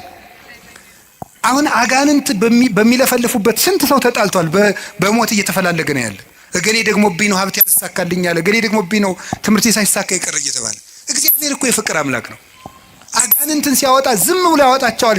የእግዚአብሔር ታምር ሌላ ችግር ፈጥሮ አይሄድም። ትክክል አይደለም። ስለዚህ የእግዚአብሔር ቤተሰቦች አጋንንትን የምንዋጋው ከእግዚአብሔር ጋር በመሆን ነው። ከማን ጋር ነው? ከእግዚአብሔር ጋር የምንሆነው ምንድን ነው? የማቴዎስ ወንጌል ምዕራፍ 28 ቁጥር 19 ላይ አነ ይሄሉ ምስሌክሙ እስከ ልቀጣ ዓለም፣ እኔ እስከ ዓለም ፍጻሜ ከእናንተ ጋር ነኝ ብሏል። ለማን ያላቸው? ለሐዋርያት በሉ። ለማን? እኔ እስከ ዓለም ፍጻሜ ከማን ጋር ነኝ? ሐዋርያት ዛሬ አሉ፣ በስጋ አሉ፣ በእናንተ ቤተ ክርስቲያን እኖራለሁ እያላቸው ነው። ስለዚህ ከእግዚአብሔር ጋር ለመኖር ቤተ ክርስቲያን ውስጥ አትጥፉ። እንዲያውም ንገራችሁ እንዲያው ሰይጣን የሚያስለቅቅ ጸበል የትኛው ነው? የዮሐንስ መጥምቅ ይሻላል። አቡነ ተክለ ሃይማኖት ጥሩ ናቸው አሉ። የሚካኤል ነው ጥሩ። የትኛውም ቤተ ክርስቲያን ውስጥ አጋንንት ይሸነፋል። እስኪ በሉ የትኛውም በሉ። ቤተ ክርስቲያን ውስጥ ማን ይሸንፋል? አጋንንት ይሸነፋል። ከቤተ ክርስቲያን ጋር ህብረት ይኖራችሁ። ሚካኤል ከሆነ ደብራችሁ ሚካኤል ጋር ህብረት እዚያው ሁኑ። እዚያው ክርስቶስ አለ። ገብርኤል ከሆነ እዚያው ህብረታችሁ እዚያው ህብረታችሁ ውስጥ አትነጠሉ። የክርስቶስ ህዋስ መሆናችንን ጠብቁ። ክርስቲያን የክርስቶስ ህዋስ ነው። ህዋሱ የሚበሰብሰው ከአካሉ ተቆርጦ ሲጣል ነው። ካልተቆረጥን እኛን የሚነካን የለም። ህዋሱ ቤተ ክርስቲያን አካሉ ናት። ክርስቶስ ራስ ነው። እኛ ደግሞ ይህች ጣት ናት። እችን ጣት ምስጥ የሚበላት ተቆርጣ ስትወድቅ ነው። ከአካሏ ጋር ከኖረች የሚነካት የለም። ቤተ ክርስቲያን የክርስቶስ አካል ናት። ከቤተ ክርስቲያን ጋር ህብረት ካለን ዲያብሎስ እኛን መንጠቅ አይችልም። እግዚአብሔር ከሁላችን ጋር ይሁን። የመጨረሻው አምስተኛው እግዚአብሔር ለምን ሰይጣን እንዲፈትነን ይፈቅድለታል? አምስተኛው ከፈተናው ስለምናተርፍ ነው። እስኪ በሉ ድገሙ። ስለምናተርፍ ወይም ደግሞ ምን ስለምናገኝበት ይመስላችኋል? ጸጋ ስለምናገኝበት ማለት ነው። ጸጋ ስለምናገኝበት አንድ ሁለት ነገሮችን ልጠቁምና ልጨርስ እዚሁ ሀሳብ ላይ። ለምሳሌ እግዚአብሔር ዲያብሎስ ኢዮብን ልፈትነው ሲለው ምን አደረገው? ፈቀደለት? ከለከሉ? በል ንገሩኝ እንጂ። ፈቀደለት። ምኑን ፈተነው? ገንዘቡን ጨረሰበት። ከዛ ቀጥሎ ምኑን ጨረሰበት? ልጆቹን ጨረሰበት። ከዛ ቀጥሎ ምኑን? አካሉን። ሶስቱንም ነው ያጣ። ገንዘቡንም አጣ። ሰው እኮ ገንዘብ ቢያጣ ልጆቹ ሰርተው ይሰጡታል። ልጅ ቢያጣ ራሱ ሰርቶ ይበላል። ኢዮብ ሶስቱንም ነው ያጣ።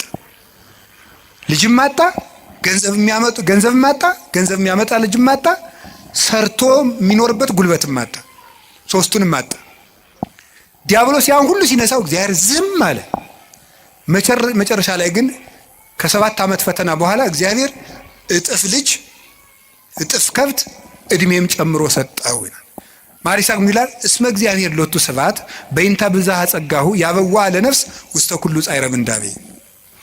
እግዚአብሔር ክብር ምስጋና ይግባውና ለነፍስ ስለሚሰጣት ብዙ ጸጋ ሲባል ሰውነትን ወደ ብዙ መከራ እንዲገባ ያደርጋል። እንድናተርፍበት ነው። ጸጋ እንድናተርፍ ነው። የመጀመሪያው ነፍሳችን እናተርፋታለን። ስጋችን እናተርፋለን። ምናልባት ከፈተና እንግዲህ እግዚአብሔር መሸለመኝ እንዳትሉ፣ ሽልማቱ ወይ ጊዜ ያለው ካልተሸለማችሁበት ደግሞ በነፍስ ሸልሟችኋል ማለት ነው። ይህንን ነው መረዳት የሚገባው። ቅዱስ ጳውሎስ ታሞ ነበረ። ታሞ እግዚአብሔር አድነኝ አስተብቋይ ክወለ ጊዜ የስልሰ ጌታዬን 3 ጊዜ ፈውሰኝ አልኩት አለ። ከፍተኛ ራስ ምታትና ውጋት ነበረበት። ሌት እንኳን እየሰፋ ቀን ሙሉ የሚያስተምረው ቅዱስ ጳውሎስ ምንድነው ያለው መሰላችሁ? ጌታዬ ፈውሰኝ አለው። ምንድነው ያለው? ፈውሰኝ ሲለው ጌታ ምንድነው ያለው? ያክለከ ጸጋዬ ይበቃሃል አለው። ምን ይበቃል ነው ያለው? ጸጋዬ ይበቃል። የሰጠው ጸጋ ብዙ ነው አለው። ይሄንን ወስዶ ቅዱስ ባስልዮስ ዘቂሳርያ ምን አለ? ድዊው ጳውሎስ ድውያንን ይፈውሳል ይላል። ምኑ ጳውሎስ? ድዊው ጳውሎስ ህመም አለው። ግን የቅዱስ ጳውሎስ ራሱን ማዳን ሳይችል ይታመማል። ግን የጨርቁ ጫፍ ተቆርጦ ሲሄድ ሞት ይፈራዋል። የቅዱስ ጳውሎስን ልብሱን እኮ ሞት ይፈራዋል። ከጨርቁ ጫፍ ተቆርጦ ሄዶ ከሞተ ሰው ላይ ሲጣል ሙት ይቀሰቀስ ነበረ። ሞትን የሚሽር ስልጣን ያገኘው ታሞ ነው። መታመም ጸጋ ያሰጣል። ስለዚህ እግዚአብሔር ለምንድን ነው ሁሉ መከራ የሚያደርገው ሲባል እንድናተርፍበት ነው። እንድናተርፍ ስለሚፈልግ እግዚአብሔር ሰይጣን ሲፈትነን ዝም ይለዋል። ባኮቴት በምስጋና በትዕግስት ከተቀበልነው ሁሉም ነገር ለትርፍ ነው። መንግስተ ሰማያትን እናተርፍበታለን። ደስታን እናተርፍበታለን። ኦርቶዶክሳዊነት ማለት መከራ ውስጥ ገብቶ ደስታን ማግኘት ነው። ክርስቲያን ሆናችሁ ደስታን ማንም እንዳይነጥቃችሁ የምትፈልጉ ከሆነ ሁልጊዜ ስታዝኑ ነው የምትኖሩት። ክርስቲያንነት ማለት ዓለም የማይደሰትበትን ነገር መርጦ የማይነጥፍ ደስታ ውስጥ መግባት ነው። ያ የማይነጥፍ ደስታ ክርስቶስ ነው። እንዲህ አላቸው ሐዋርያትን፣ ወለፍስሐክሙኒ አልወዘ ያይደክሙ፣ ደስታችሁን የሚወስድባችሁ የለም አላቸው። ደስታችሁን የሚወስድባችሁ የለም አላቸው። ከዛ አይናቸው እንደሆነ አውጥተዋቸዋል፣ እጃቸውን ቆርጠዋቸዋል፣ ገርፈዋቸዋል፣ ከምኩራብ አውጥተዋቸዋል፣ የፈላ እሳት ውስጥ ጥለዋቸዋል፣ ወርውረዋቸዋል፣ ደብድበዋቸዋል፣ ከበሬ ጅራት ቋጥረው ጎትተዋቸዋል። እንደዚያ ከሆነ ደስታችሁን የሚወስድባችሁ የለም የሚላቸው ለምንድን ነው? ደስታቸው ማን ስለነበረ ነው? እኔን የሚወስድባችሁ የለም ነው። በልብስ ልደሰት ብትል ልብስን ወይ ሰዎች ይወስዱታል፣ ወይም የተሻለ ልብስ አሰፍተው የሚመጡ ሰዎች ያስቀኑና በአንተ ልብስ መደሰት ታቆማለህ። በጤና ብትደሰት ሲያምህ ይከፋል። በመልክ ብትደሰት ስታረጅ ይከፋል። በሚስታችሁ ብትደሰቱ ስትሞት ይከፋችኋል። በባል ብትደሰቱ ሲሞት ይከፋል። ቅዱስ ጎርጎርዮስ እንደተናገረ በሀብት ብትደሰቱ ስታጡት ትከፋላችሁ። በሹመት ብትደሰቱ ስትሻሩ ይከፋችኋል። በክርስቶስ ብትደሰቱ ግን ማንም አይወስድባችሁ። እሱን ማን ይነጥቀናል? ሁሉ ይወሰዳል። የማይወሰድ ሀብት ክርስቶስ ነው። ስለዚህ ቅዱስ ጳውሎስ ምን አለ? እላችኋለሁ በክርስቶስ ደስ ይበላችሁ አለ። እላችኋለሁ በማን ደስ ይበላችሁ አለ? ደግሜ እላችኋለሁ በክርስቶስ ደስ ይበላችሁ አለ። ሁልጊዜ በጌታ ደስ ይበላችሁ አለ። ለምን ነው